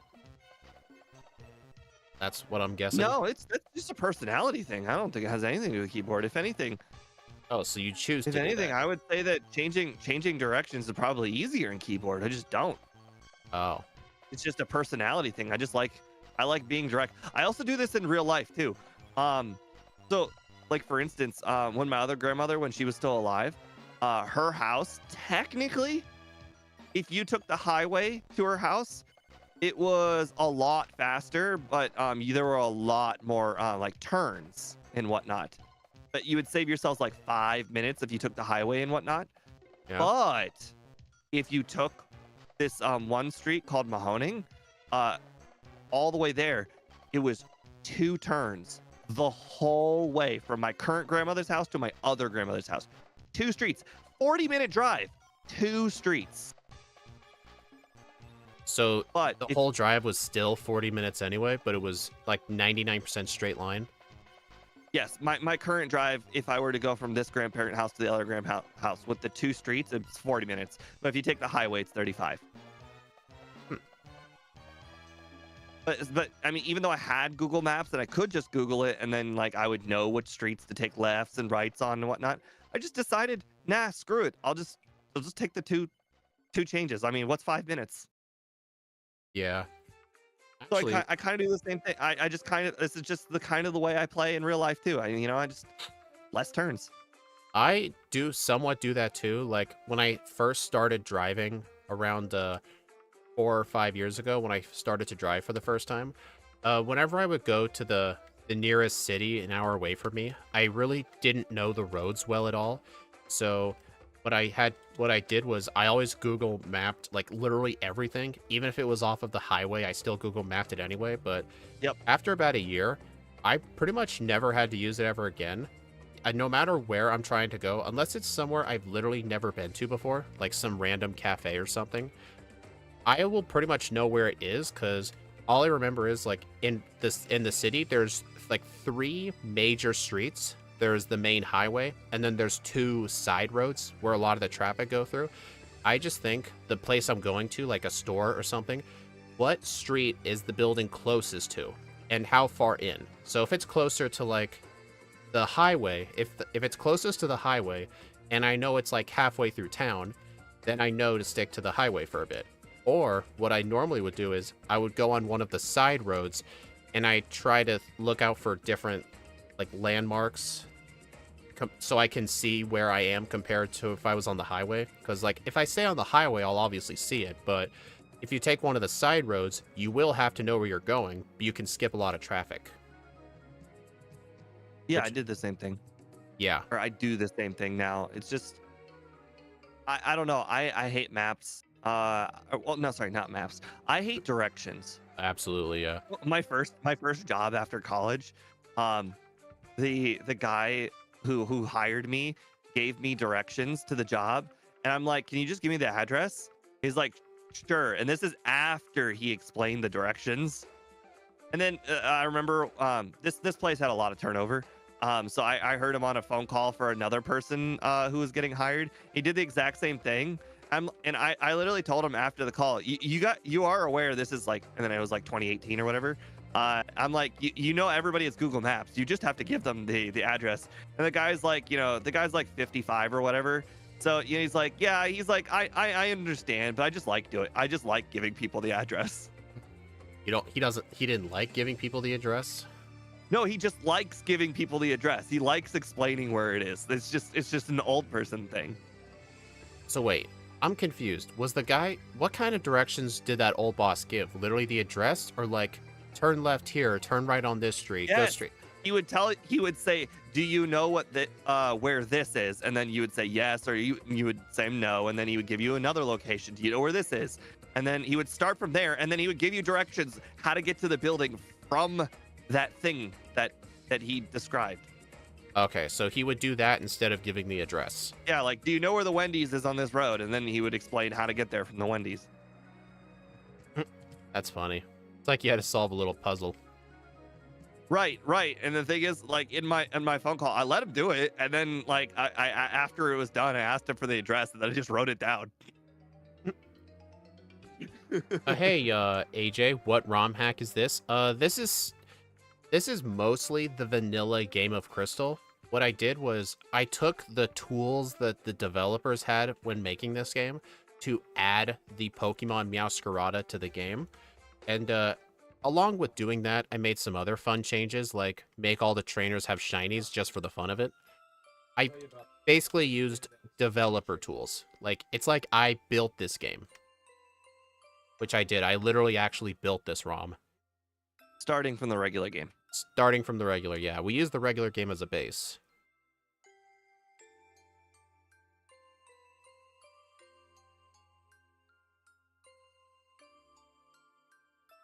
Hey, Steve, I found the Venonet.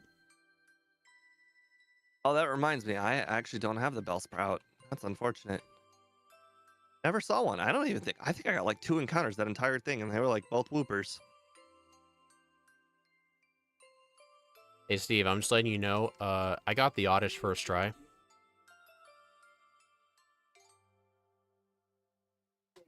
I don't know if you remember this, but I had to literally go buy more Pokeballs because of that Oddish last time. I didn't know this. I'm glad you shared. You seriously don't remember that when I said it? I sure. No, remember when I mentioned that I had to go back and buy more Pokeballs because I couldn't afford the Abra? That was I don't know what you're talking about. I won the last run without any setbacks. It was mano a mano. Everybody was doing their best. There were no setbacks in the last run. whatever. There is no war in Bossing Say. What are you talking about? Where do you think all the refugees come from? There is no war in Bossing Say.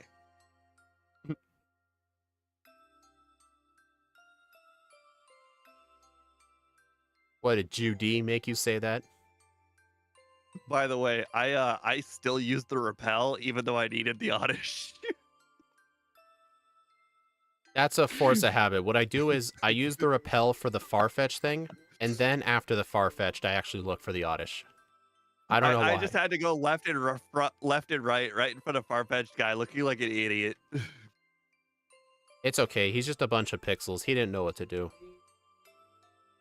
No, he judged me. I felt his little pixel eyes looking at me and judging.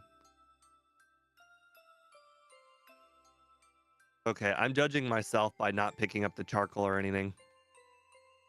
I don't really like getting it unless I'm buying, like, all the punches. If I'm getting just one, I don't need it.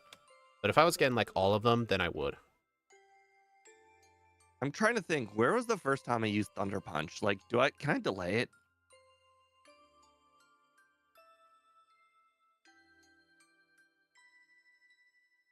Oh, I guess since I'm battling all the trainers to in the water in order to get flower, whatever it's called. Flower trick.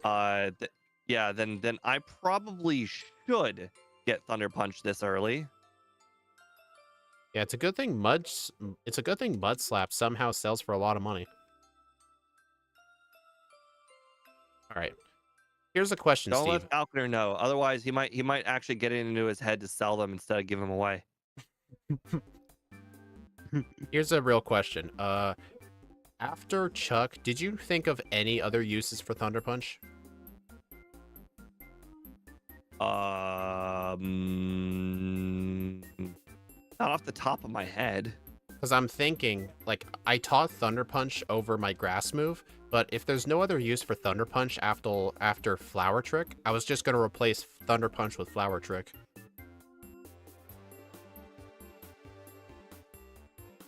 Hard to say. Are we both fighting the Magmar guy at the same time? Roughly. I wouldn't call it the same time. Shut up. See, Steve, why? I didn't buy Thunder Punch yet. If you're wondering Oh, how I caught up to you. that's why. I already bought it. Yeah, I looked Hey, over at yours Steve. and I'm like, yep. Hey, Steve, you Instantly knew. forgot the Abra.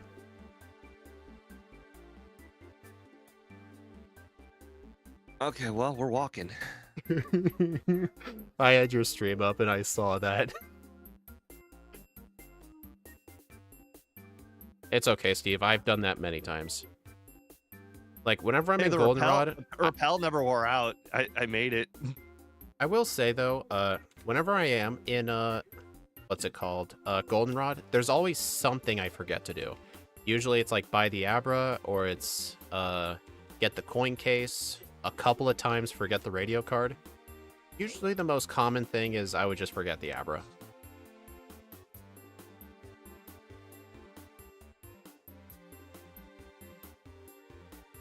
Megahorn. No. You know, if this was Gen 1, can you imagine if this was Gen 1 and this thing got, like, level 20 Twin Needle or something? That would actually help out quite a bit.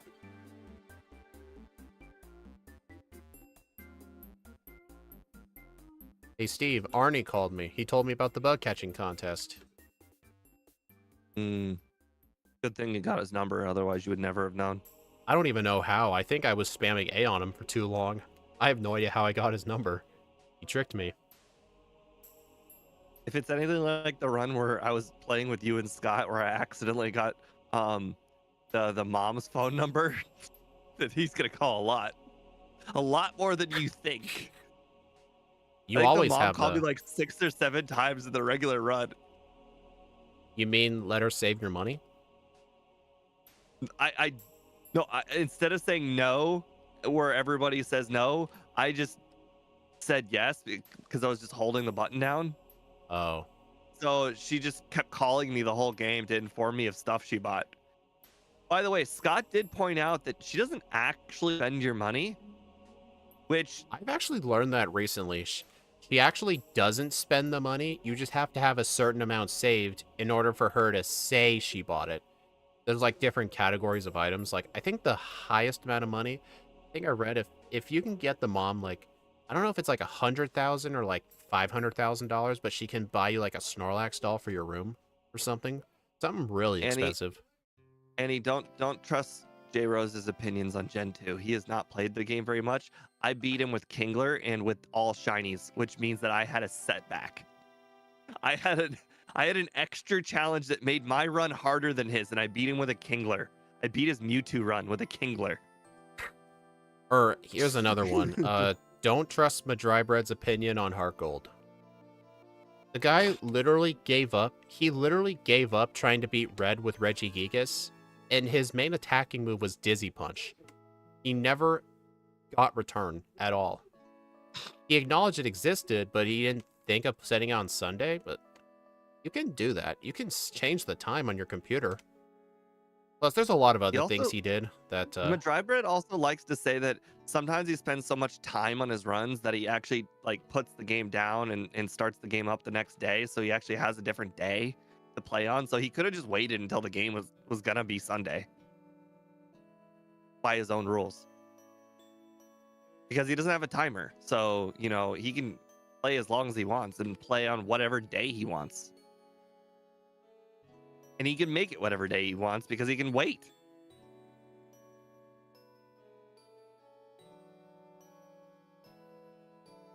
How are you facing a Lickitung? Where the hell are you? Oh my god, why are you east? I'm just getting a... This is what I did in the last run, so I'm just doing it again this run. Oh, that might be where you lost all that time you were wondering. Honestly, I don't think you don't go east, because east is always out of the way. You only go east if you need training. Well, then again, even in the last run where I did it, by the time we both defeated Chuck, I actually went into the Rocket Hideout before you did. I made a mistake by getting 3 resets on Chuck. I would not brag about that. How many resets did you get on Chuck?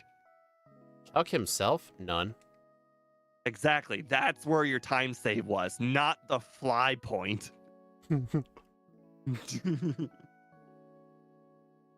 I mean, if Heck, you one think of the about it, resets he though, put me to sleep, then hit me with dynamic punch, so it's even longer. well, Steve, that whole path I took to the Lake of Rage, you technically have to go there anyway, whether it's now or later. Because you have to manually walk to the Lake of Rage either way. I Going understand. west, We're talking. I was We're gonna, not talking like we're not talking like minutes out of the way. We're talking like 20 extra seconds. Like we're not talking a lot of time. We're just talking it is some time. all I just think about is, I have to go there anyway on foot. Do I just do it now or later? That's like the only difference. But I know Scott's talked about him going to the lighthouse for training. I always do that as a last minute thing. I would rather go east than go west, because if you do go west, you actually do have to backtrack, because you can't have your teleport point be in Olivine, because that'll waste time. So if you go to I Olivine, understand what you're saying. you'll have to I walk think back you're again. wrong because the reason why is the training east is optional and the training west is mandatory. So you're just delaying your training, whereas you're just straight up adding training by going east. Well, we'll just agree to disagree. That I think what I just explained was a fact. If you train east, you're adding optional trainers. If you train west, you're just uh doing trainers you're regularly mm, gonna do early. well, Steve, whenever you go over there's a bunch of spinners. How often do you actually manage to skip those spinners?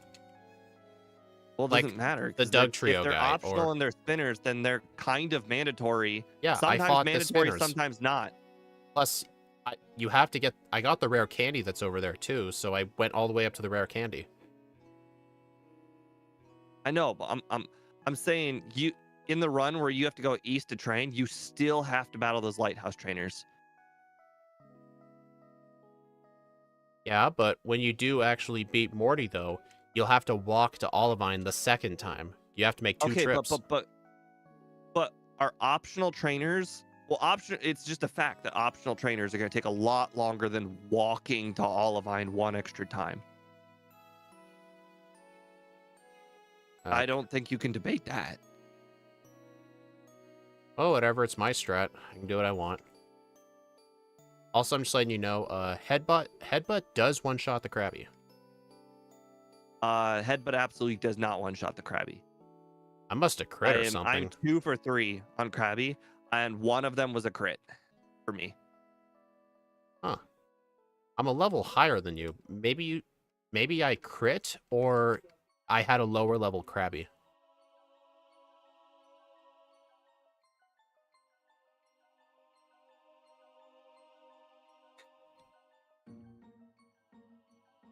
Annie, in Heart Gold, it still has to be Sunday for return.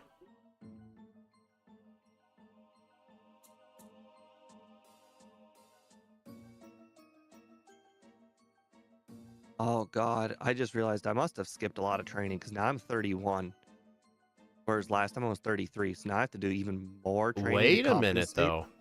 That training actually benefited me, because we need Okay, the training for Chuck. okay. Well, this run was an exception to the rule, not the rule. Well, I did it because I knew we still needed the training at some point. What level am I? I don't even remember which trainers are good. All I remember is the Gyarados guy. I'm 33. Honestly, did you use any rare candies at Red? No, but I used 2 of them in front of Lance uselessly. We have... How many rare candies do I have at this point? I think just the 1 candy? 1? Maybe we could train up to like 35 and just use the rare candy just to skip a level?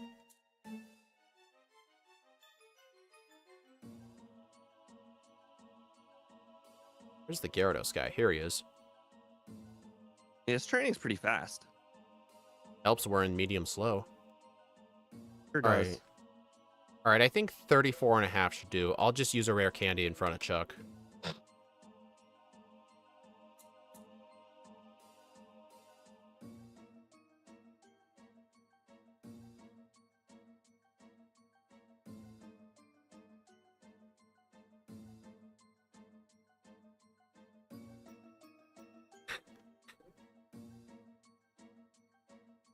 Wow, that double kick actually hurt.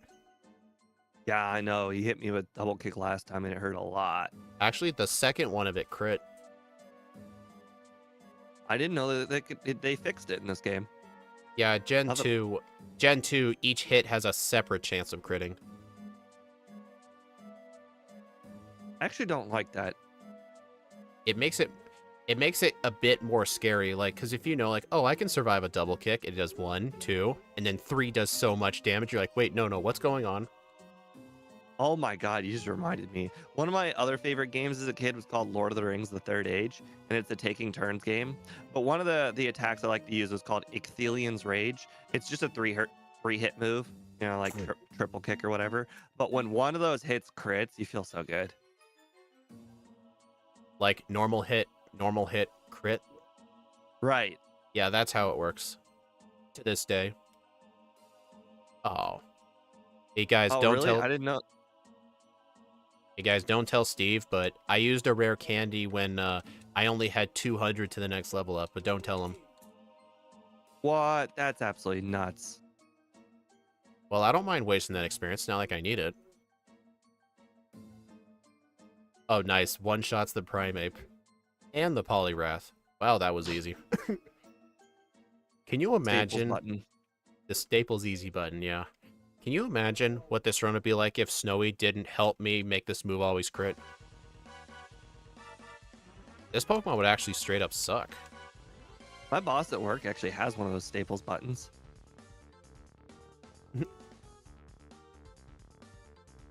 Anybody feel like they're old enough to remember the Staples easy button? Actually, is anybody old enough to remember Staples? There's a Staples in that big city near me. I think it's still open. Wow. Did a lot of them near you close? A lot of them? No, Staples is an online story now, or online business mostly. Wait. That I can find out. Oh wait, Because maybe I've what's noticed this? that Staples is basically the Amazon of businesses. Like businesses will buy like, you know, calendars and like markers and shit off of Staples instead of Amazon Actually, for some reason. is that am I thinking of it as a Staples or was it an Office Depot? I'm pretty sure it was a Oh, Staples. We have an Office Depot. Well, I know there's don't one of go those there. too, but I'm thinking of I'm pretty sure it was a Staples. It's probably a really old one then that just never shut down. I was in there one time. It's a really small place, but they had a lot of like office supplies in bulk. Like just anything you could need. Right. Right. Like I said, the majority of the business that they do are to other businesses, not people. They supply like businesses like of their calendars and their pens and whatnot. That's what Staples does now, for the most part. They probably still sell to people, just not very much. It's like not the majority of their sales. Man, I can see what you talk about by getting return after fly. I saw you made that little fly to goldenrod. Uh-huh. And it really did not feel like it was out of the way at all. And look, now I have 88 power versus 70. Well, I'm just saying, I'm halfway through the rocket thing. I just talked to the second password guy. Yeah, but that was your East training thing. The water trainers were not that good. Damn it. Did you headbutt a tree? No, I walked into the building before Gyarados.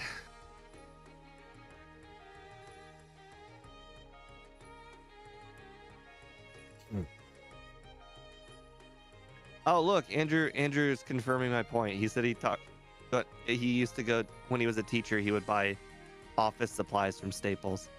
Nice. That's kind of, well, I guess it doesn't really prove my point because he's a person, not a business. They're Yeah. like And a they're like the a people that like wholesale to buy store. bulk- the people that like to buy bulk are generally businesses. So The it's worst like part they're is, wholesale. So one time, one of the previous temp jobs I had, they told me, they were getting everybody calendars, and then they gave me a link to the Staples website, and I looked at all these calendars. These calendars are like $14.99 or whatever, and I'm like, I can get it way cheaper on Amazon. I can get you like I don't know, $4.99 or whatever on Amazon. Like, no, we buy from Staples here.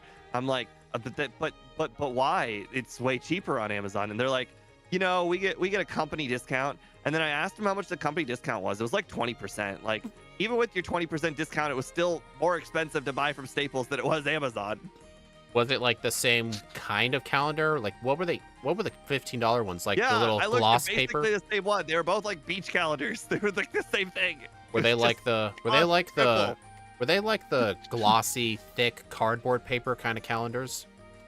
No, Not they the were one- just calendars, flimsy ass pages. They're like, 1 foot by 1 foot. Oh, like the kind of ones you could make with a printer at home? No, because the ones at home are like 12 by 8 or whatever. Oh, those. Oh, you're not. I keep thinking you're imagining the flip calendars, not like the giant one that's on one piece of paper. I'm Okay, talking about, yeah, I can see the mix-up. the regular calendars everyone thinks of when they think of calendars. Yeah, the one where you flip up a page for each month. That's the one I It's like think 1 of. foot by 1 foot. I think I'm just Although confusing I don't- myself. I better just I stop don't use talking. those kind of calendars. I use what do you call? Your phone calendar? No. Well, yes, but also, what they called the magnetic ones. Dry erase. Oh, we have one of those too.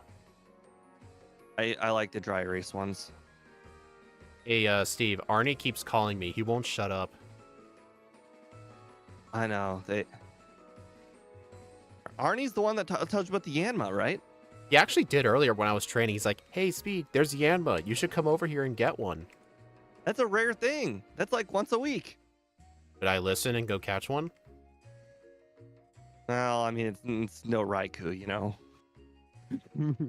Hey, Steve, I'm just letting you know, Firo wanted to test out the ether. Oh, how dare it. Dude, I still cannot believe how fast this thing is. Oh, I keep forgetting. You're like an actual minute ahead of me. I was like thinking I was actually like really far behind you. Honestly, Steve, I think even if we were at the same pace, I'd still be ahead of you. Okay, well, you are doing... you just finished Jasmine at 30:35. I'll tell you when I finish Jasmine. Okay. I think you're definitely going to be way ahead of me. Well, did you beat Price? No. Yeah, that's the issue for you. Although Price will be like 3 one-shots, so that's not saying a lot. Yeah, but still, like, it's probably going to be 30-35 when you beat Price at best. Yeah, it's probably true. You're doing a good pace. Although I think it's just because you did more efficient trainers to the east than my water trainers.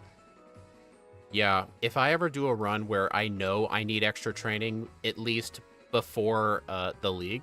Not Okay, before the but league, but like before like Jasmine. That's the best place I go is- to. This was a rare circumstance where I needed to be 36 before Chuck. I mean, 36 is pretty ludicrously high before Chuck. Yeah, but we've done a lot of first stages lately. With every first stage, I always did that training. So I guess it was just force of habit, I would do it. But it ended up benefiting this thing too. Okay, so you said 30:35. Looks like I'm probably going to be 31:15. Let's see. And All right, flower trick 31, and slash. 31:12. Okay, so that means I am 40 seconds behind you. Man, all it takes is one mistake for me, and Oh, then did you get you'll catch return? up. Not yet. Okay, well, it's not exactly 40 seconds, but that's some time. Yeah, but still, like, I know it's what you do, but just flying to Goldenrod just for return when you don't need it right away is just a huge waste of time when you can just get it while you're in Goldenrod. I understand, but this is you still have to waste that time eventually. Yeah, but it's not going to be So, as much time because I'm not flying there just to fly away. Did you talk to Jigglypuff twice like I did? Not this run. This clearly this saves time by talking to Jigglypuff. Didn't you know it does the negative speech glitch? Is that even a thing, or are you just making shit up? Making that up. You know how we're doing instant text? Jigglypuff removes all text. It's great. Oh god. Have you ever talked to the Jigglypuff in the Pewter City Center? If you talk to it, it actually starts singing. Interesting. You can't actually defeat Muck. Oh, fun fact, Steve probably knew about this, but in yellow version, if you talk to that Jigglypuff with your Pikachu out, your Pikachu will actually fall asleep. And he won't follow you until you leave the building. Because he's just asleep. Really cute. There's a lot of cool things like that. I know that there was a way to interact with the radio as well. I don't remember what it was. In yellow? No, in Crystal. Or well, sorry, in Silver. I actually don't know if it's in Crystal. It's probably in Crystal. I know there's an interaction with the radio. I think it had to do with something with Oak's call. Like if you talk to Oak or something, then Oak will include you in a show or something like that. I could be wrong, but or maybe you that girl that sits in front of the radio, maybe you do an interview with her and it then your answers get broadcast on the radio. I know Gen 4 it does that. I did that a lot as a kid when playing Platinum and Heart Gold. Yeah, there was a bunch of like interviewer people, like the camera and the microphone. You would just find them all over the world. You fought them in a double battle, and then you did a little interview, and they'd put it on the TV. No, I'm talking about the girl who gives you the pink bow, or at least at maybe a floor below her or something. Somebody that sits in front of a radio gives you like an interview, and you answer questions, and then Professor Oak on Professor Oak's show will like repeat your answers back or something. It's something minor like that. That one specifically, I'm not sure. Man, I'm just spamming Flower Trick and Slash on everything. One's a high crit move, and one's a move that always crits. Andrew, you know what I'm talking about, right? I mean, Andrew said, "Oh, the radio girl." Yeah. I mean, there's some sort of interaction with the radio in this game. I just don't remember what it was. Hey, Steve, how does it feel being behind? We don't know if I'm behind. I think I'm behind. I think we just proved at Jasmine that you are behind. We don't know this. I might be really, really efficient. Efficient at what? Flying to Goldenrod a separate time? Well, I mean, we don't know if that takes 40 seconds or not. Yeah. Probably not, but you never know. But I'm sure manually going up one floor, go up to the return floor, and then go get the move and leave. I'm pretty sure that takes less than 40 seconds. Yeah, I mean, it probably takes 20, but you know, that's like one reset, or you know, one wrong direction or whatever, and I come right back. I actually said no to play rough. Why are you acting like that's a big deal? That's the normal interaction with play rough. Well, I didn't. It wasn't normal to me in the first run. Remember? On this run, I get to actually keep Thunder Punch. Oh, I didn't do that. I still have Bite. Well, I mean, I get to keep it because I'm not going to teach Icy Wind over it. Oh. Well, the difference is I got rid of Thunder Punch just so I can keep Bite for PP reasons. Plus the chance to flinch. It's good stab coverage, too. Interesting. Oh. Wait. Oops, wrong move. Hello, Aunt Mao. I'm probably never going to get that right. Don't get me wrong. I'm not advocating for Thunder Punch. I'm just saying I like having it. I don't think Bite or Thunder Punch are better than the other. I think they're both the replacement move. They're the move you use when you're basically out of your good moves.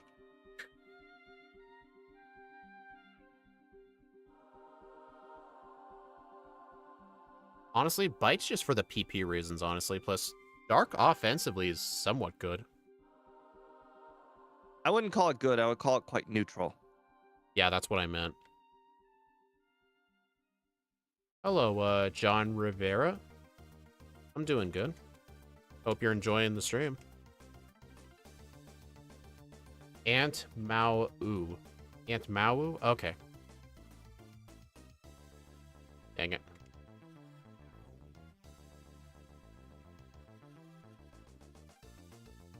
Seems like the vertical stream's doing pretty well today. It's usually dead on that side most days. Yeah, mine's sitting at 0-1, 0-1. For the longest time, I think Andrew Palmer was on it, and then he realized how far behind it was and then stopped using it.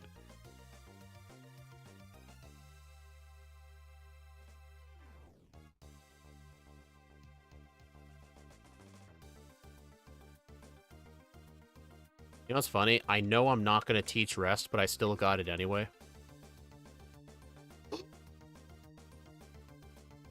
What happened? I was looking at Oh, I saw I was that. looking at the views for the vertical stream. Oh no, I saw that.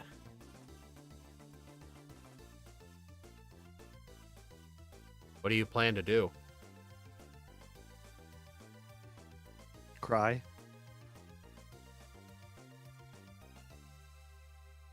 That hurts. He was looking at another screen. He was spamming A, and he taught play rough over flower trick. That hurts. Luckily, I don't think it was mandatory to the run, so I'm gonna keep going. But I I don't don't think think I'm so, gonna beat the no. first run now. Yeah, I don't. It's not like the true mandatory move. It was mainly like a time save, just because it one shot a lot of random things. I mean, at least it wasn't return. If it was return, I'd have to go back and get headbutt. The worst part is I'd have to go in the forest to get headbutt.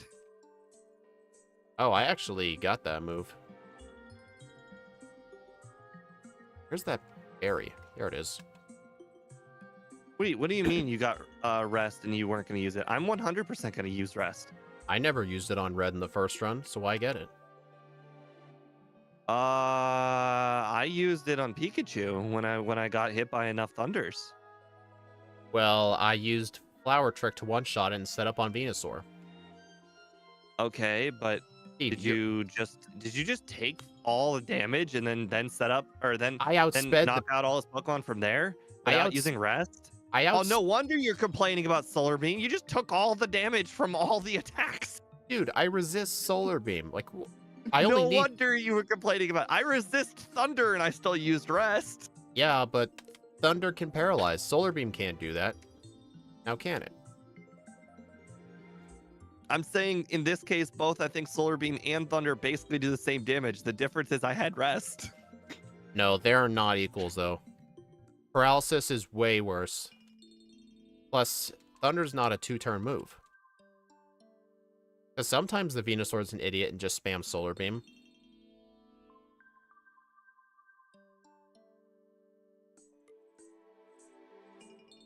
Besides, I All right, think I only need, like, let's see if Play 2. Rough will knock out Claire's Pokemon. It does not one-shot Kingdra. I don't care about Kingdra. I just care about knocking out the Dragonairs. It does, if you hit.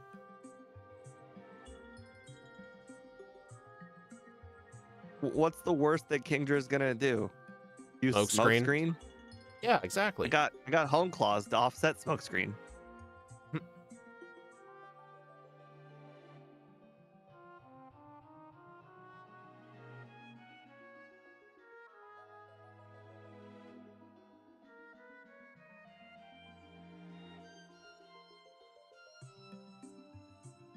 Thankfully, I remembered to get Dratini, even though no one reminded me. That's fine. Dang I it, need to first learn. optional trainer. Darn it. The crappiest trainers too. Hey, that's not nice. You know, if they wanted me to call them nice things, they should have had better Pokemon. Based.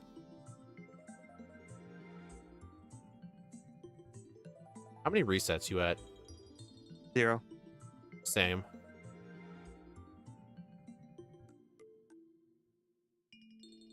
Although, to be fair, I don't really expect any resets until Karen and then Lance, but more or less just Karen. Did you at least get the Bitterberry for Karen? No. You forgot? No. You don't plan to use it at all? Do I you think it's just overrated. do you just plan to just hope you don't hit yourself or something? I don't use berries when I don't have to. Says the one who, in most runs, grabs extra berries. Or paralysis What? cure berries. I only grab paralysis cure berry. It's the only useful berry in the whole game. Dude, we've done plenty of Pokemon where you The picked rest up of the an berries, extra berry. I the rest of the remember berries basically don't exist. I remember there was a run we did recently with a first stage Pokemon where you intentionally took off of the berry just so it wouldn't be used on a random Pokemon. No, see, here's the thing. Oh no, I just pulled a speed. Did you forget the... Oh, Oh, that's Okay, too embarrassing. I'm not gonna win. I basically I've eliminated myself. okay, Steve. You 100% deserve shame for that. I You're do. the, I you're the do. one who That's keeps saying that's I never I once don't happened, forget. and now This it never did. happens. I think I'm just so focused on doing other things that I completely forgot. Recommend me the best Pokemon game. My favorite Pokemon game is probably Black 2 or White 2, followed by Oh, Fire Red, then Heart Gold. it's even more embarrassing by the fact that I bought the exact amount of escape ropes that I needed, so I couldn't even escape. Oh, that is hilarious.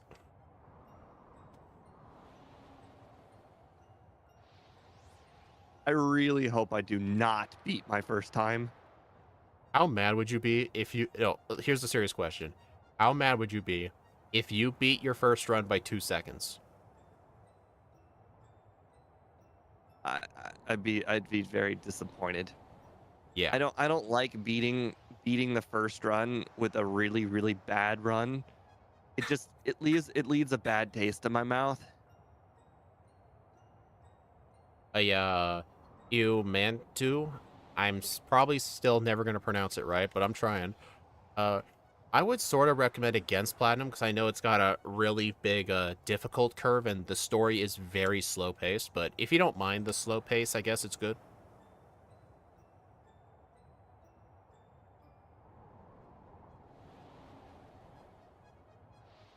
Honestly, I would recommend Fire Red or Leaf Green. Just because it's a way to experience the Kanto games without all the Gen 1 bugs. I mean, I like the bugs, but I'm sure a casual player wouldn't like the bugs.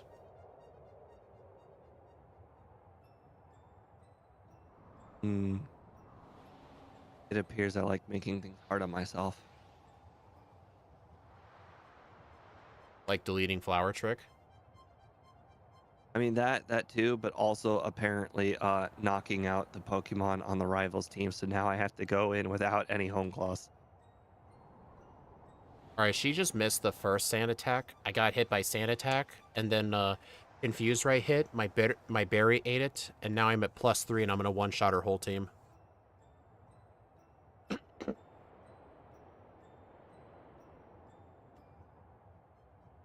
She never once hit me.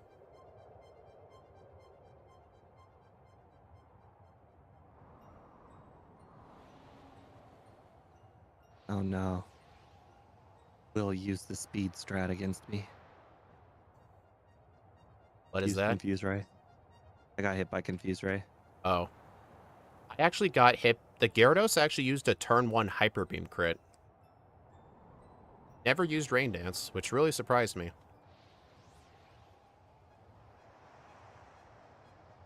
Maybe because it detected the crit in some way. It had to have, yeah, because normally he almost always uses turn 1 Rain Dance. But I guess he detected something different.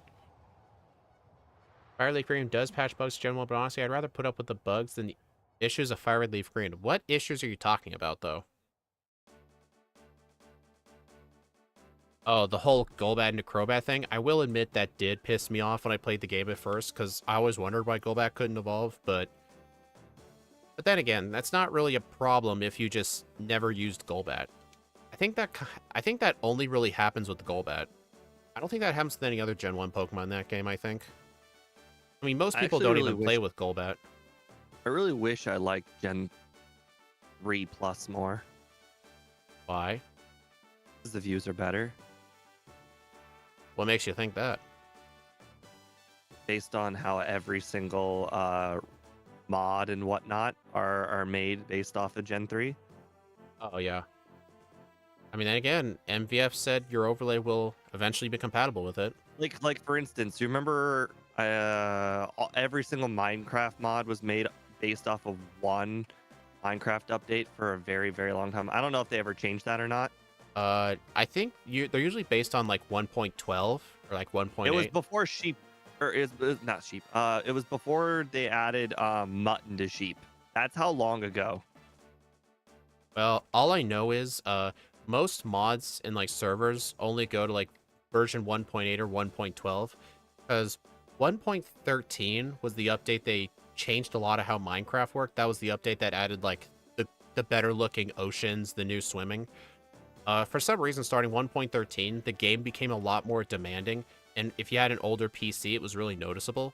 So a lot of servers stuck to 1.12, and another reason some servers stick to 1.8 was because 1.9 did the combat update, which still pissed a lot of people off to this day. I hate the combat update. I liked being able to swing uncontrollably. I will admit, I actually did for the longest time because I'm mainly a Bedrock Edition player, which never had that part of the update. So, because Bedrock always had the spam clicking, it never had the whole you swipe with your sword and you wait like half a second. Yeah, I hated that. But the combat update did have other good things, like it added the elytra. I don't like that either. What? The reason I don't like it, because the achievement was so annoying to get. There's an achievement for using Electro to go through a 1x1 block. Oh, I remember that one, yeah. Yeah. Freaking annoying to get. How many times have you died while doing that? Well, here's the thing. I only died like 3 times when I did it on the console version, or sorry, the Xbox 360 version. But when I did the Xbox One version, I had to do it. I died so many times, and the reason why is because the Xbox 360 version had a tutorial world where you got a free Electra, so you didn't have to go through like any of like the problem of like getting one and whatnot because it was just handed to you. Oh, yeah. And also the tutorial world had really, really high up areas where, and I watched a guide way back in the day, and the guide was like, "Hey, all you have to do is just kind of like dig a hole here, and then activate the Electra when you have like fallen like 100 blocks, and then you fall through the hole you dug, and then that counts as a one by one, even if you do die." But when I did it on the Xbox One version, then the tutorial world was gone. So A, it took me really long to get the the Electra, and then B, I didn't have the tutorial world, so I kind of have to like create the whole thing from scratch to fall through the Oh, hole. At least I remembered the whole thing working, but imagine how much more difficult it would have been if I had to go through a 1x1 gap without the hole. yeah. You talked about hating the combat update. Have you ever played, like, were you mainly like a Java player back then, or did you mainly play What Xbox? do you mean mainly? It's basically Java. What other version is there than Java? Bedrock? I thought this was just a version. I thought that was just a name. There's something that actually is Oh, unique to the Bedrock version. yeah, it's coded in C++ instead of Java, and there's like a bajillion different differences. And basically everything that isn't PC is Bedrock Edition. Xbox is Bedrock, PlayStation, Switch is Bedrock. Like anything that doesn't Oh, explicitly say Java is Bedrock Edition. I played on PC and Xbox. That was it. So yeah, basically, Mostly PC. yeah, the way you can tell, if the title screen says Minecraft Java Edition, then obviously it's Java. But if it just says Minecraft, then it's the Bedrock Edition.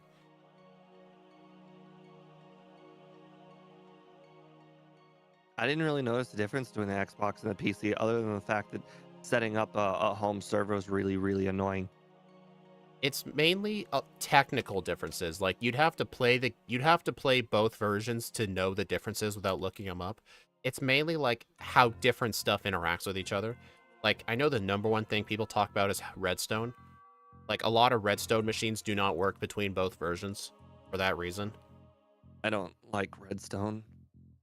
The most I've ever done with redstone was like make those little AFK farms that I would look up on YouTube, like creeper killers, stuff like that. Or I would try to make those 2x2 piston doors, which were really cool. My Like replicate those like ones at a grocery store. my favorite part of Minecraft is actually villager, like just Villagers. messing with the villagers, messing Oh with yeah. the iron golems, um, and just doing all sorts of villager stuff. I also like filling up my village. Old update, it was based on the doors, so I just make a door building, like Oh literally a yeah. 6 floor building that was literally like 50 I by remember 50. I It was remember six that. floors high of doors. It's just so, you just constantly hear the door noise 24/7. I am glad villager breeding doesn't use doors anymore. Because I remember What? It's having the to do same that. thing now. It's the only difference is it's beds instead of doors. I did the same thing recently, like a year ago. I just built a bed building. Well, it's a lot Although easier. the It's one a thing lot I didn't easier to like, make a bed than a door. the one thing I don't like about, well, I wholeheartedly disagree. Like it's not even close. Doors use the same materials as the bed, except it doesn't require wool. It just requires double the wood. So that's just completely false. Also, you get 3 doors and you get 1 bed off of when you make them. So that's completely wrong. Okay, maybe that is a bit wrong, but it's really cool though how the villagers can actually use beds to sleep. I just I really mean, I like it. It agree. gives them more life. Aesthetically, the beds make a lot more sense. Hey Steve, I don't know if you know this, but I'm completely destroying you. Yes, I knew this the moment I effed up the Dratini. I think even like with the flower trick thing is still going fine. I'm still basically one-shotting everything, but boy, the Dratini thing really screwed everything up.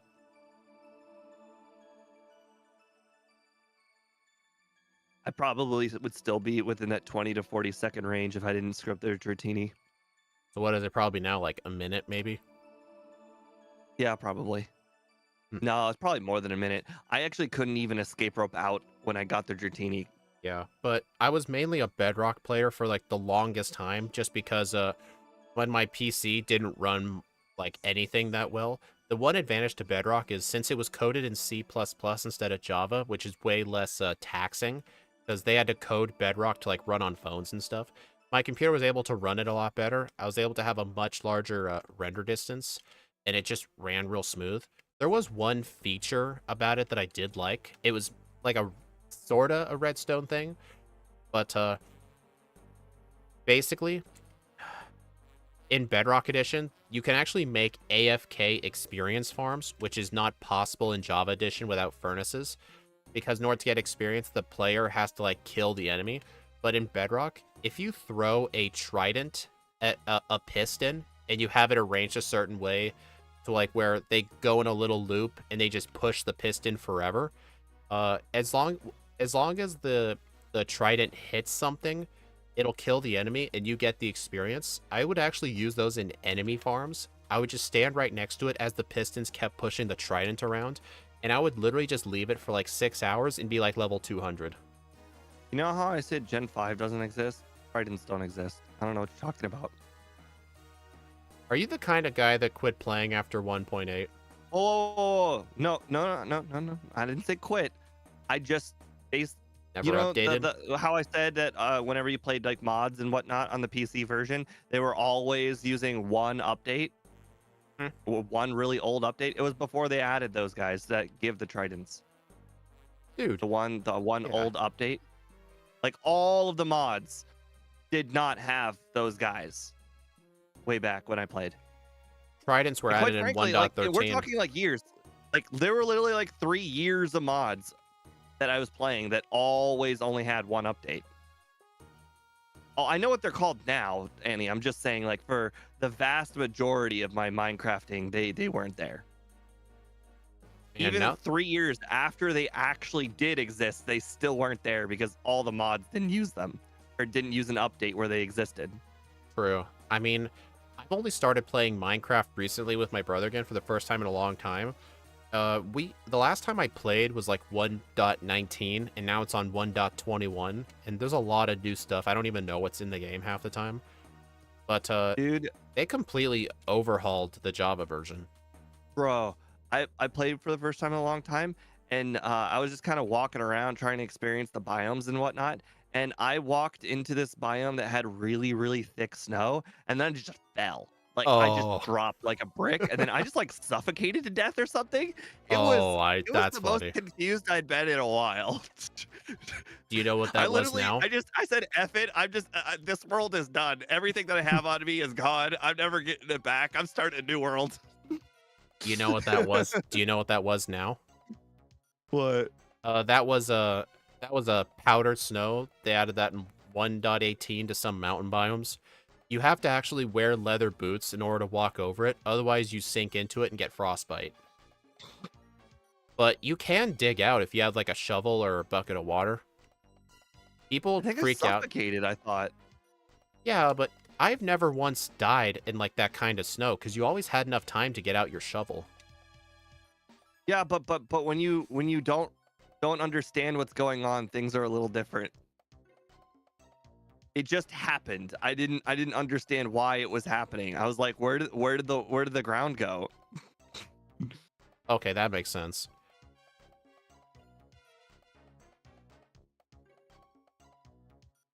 I mean, I understood what had happened, but I didn't like fully grasp why and how do I deal with it. Makes sense. You know, it's a shame this thing can't get sub-hour. It's just not that good. What was the thing preventing? Oh, it was all that Sub training for hour Chuck. is really, really hard. It is. It's, Like that is a really high bar. it is, I'd yeah. say I'd say 102 should be like the bar. Like if you can get under 102, you're a very good Pokemon. Sub hour is like excellence. I consider sub-hour god tier time. Like for red Right. and blue, that'd be like sub 30 would be god tier time. Yes, yes, because I think I only have like 3 Pokemon that have done it. Yeah, but I have 1 or 2 Pokemon in Crystal that got sub-hour. So I consider that god tier time, but the fact that I just beat blue and it's a teeny bit over an hour means if theoretically this thing was a tiny bit better, it could get it. The main problem is it needed a lot of training for Chuck. What was my first time? 107.42. Oh no, it looks like I'm gonna beat that. I really don't want to beat that. I know why, because you were faster than me by like 6 seconds. No, it's just the fact that I've got 7 less resets and I save so much time. You just uh-oh. You just don't want your best time to be one where you pulled the speed and you forgot Flower Trick and the Tratini. No, the flower trick thing is completely irrelevant. Like it literally made no difference. It was the Every Dratini. single battle I used flower trick on, I'm using play rough right now, and it's exactly the same. You're just upset that Result. you're just upset that you forgot the Dratini. Yeah, I don't think the teaching of flower trick or over flower trick actually made any difference at all. Like everything that was a one shot with flower trick is still a one shot with play rough. Then what and made you lose the run then? The genie thing, and also just being behind you because you're better overworlding than me. Then again, Steve, a bunch of my leaderboard times were runs where I forgot Dratini. I've explained this on chat a bunch of times. If if you get no resets, I can't beat you. It really is that simple. Your overworlding is better than mine, so the only way to beat you is by getting fewer resets and being more strategic. 102.23. Okay. Well, I forgot to put leftovers on for blue, so I lost. 405. That was a really good Pokemon. The only thing it really struggled at was honestly just Chuck, because without Flower Trick, it becomes really luck dependent whether you beat him or not. I'm curious if Giga Drain was probably good enough to beat Chuck. It is not, because I used Petal Dance on that Poliwrath, and it did not one-shot it. And I was level 35. No, I meant to offset some of the damage that it does, because Oh, apparently from maybe. full HP, it does not knock you out with dynamic punch. I mean, Hmm. don't get me wrong, you still have to not hit yourself, but you know, I that's the wouldn't only know that. obstacle.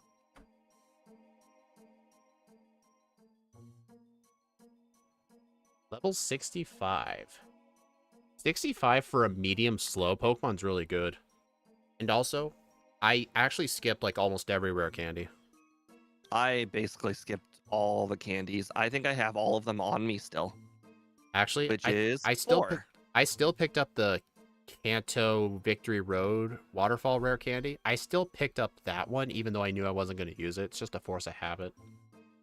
Right. I have 4 candies on me, and that's like it. You know the rule. Whenever we say we don't need candies, we always get half of them anyway. Just what we do. Well, some of them are just so on the way, it's really hard to ignore them. Yep. Dang. Even though that was a good time, Meowscarada only got 10th place. It did worse than like Oh, Giratina, Cleavor, Aegislash, Haxorus, Annihilate did way better than this thing. Actually, I only have one Pokemon that's sub-hour, and that's Miraidon. That was a 57. That thing is a true god tier 2, run. 3, 4. Oh crap. Oh wait, you said I outspeed everything, right? Yeah. Look at your speed. Okay. Right, right. Duh, of course. I'm gonna outspeed everything Dude, by like literally 70. you're able to outspeed Red's team at like level 51. Right. This thing is just that insanely fast. No, I'm gonna win by a margin with this mediocre run. Oh yeah, look at that moveset. Play rough, rest, hone claws. Hey, good job, Steve. You beat the game with a fairy move on your moveset.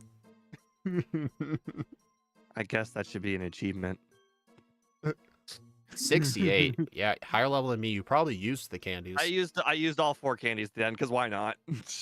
410. Mine was a game time of 405.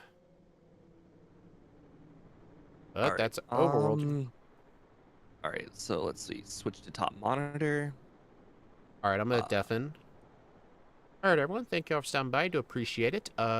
We will be taking an intermission. We'll be back in 20 minutes, where we'll be doing Pokemon Crystal with Jangmo-o. So yeah, we're doing 2 Crystal streams today. So I will see you all then.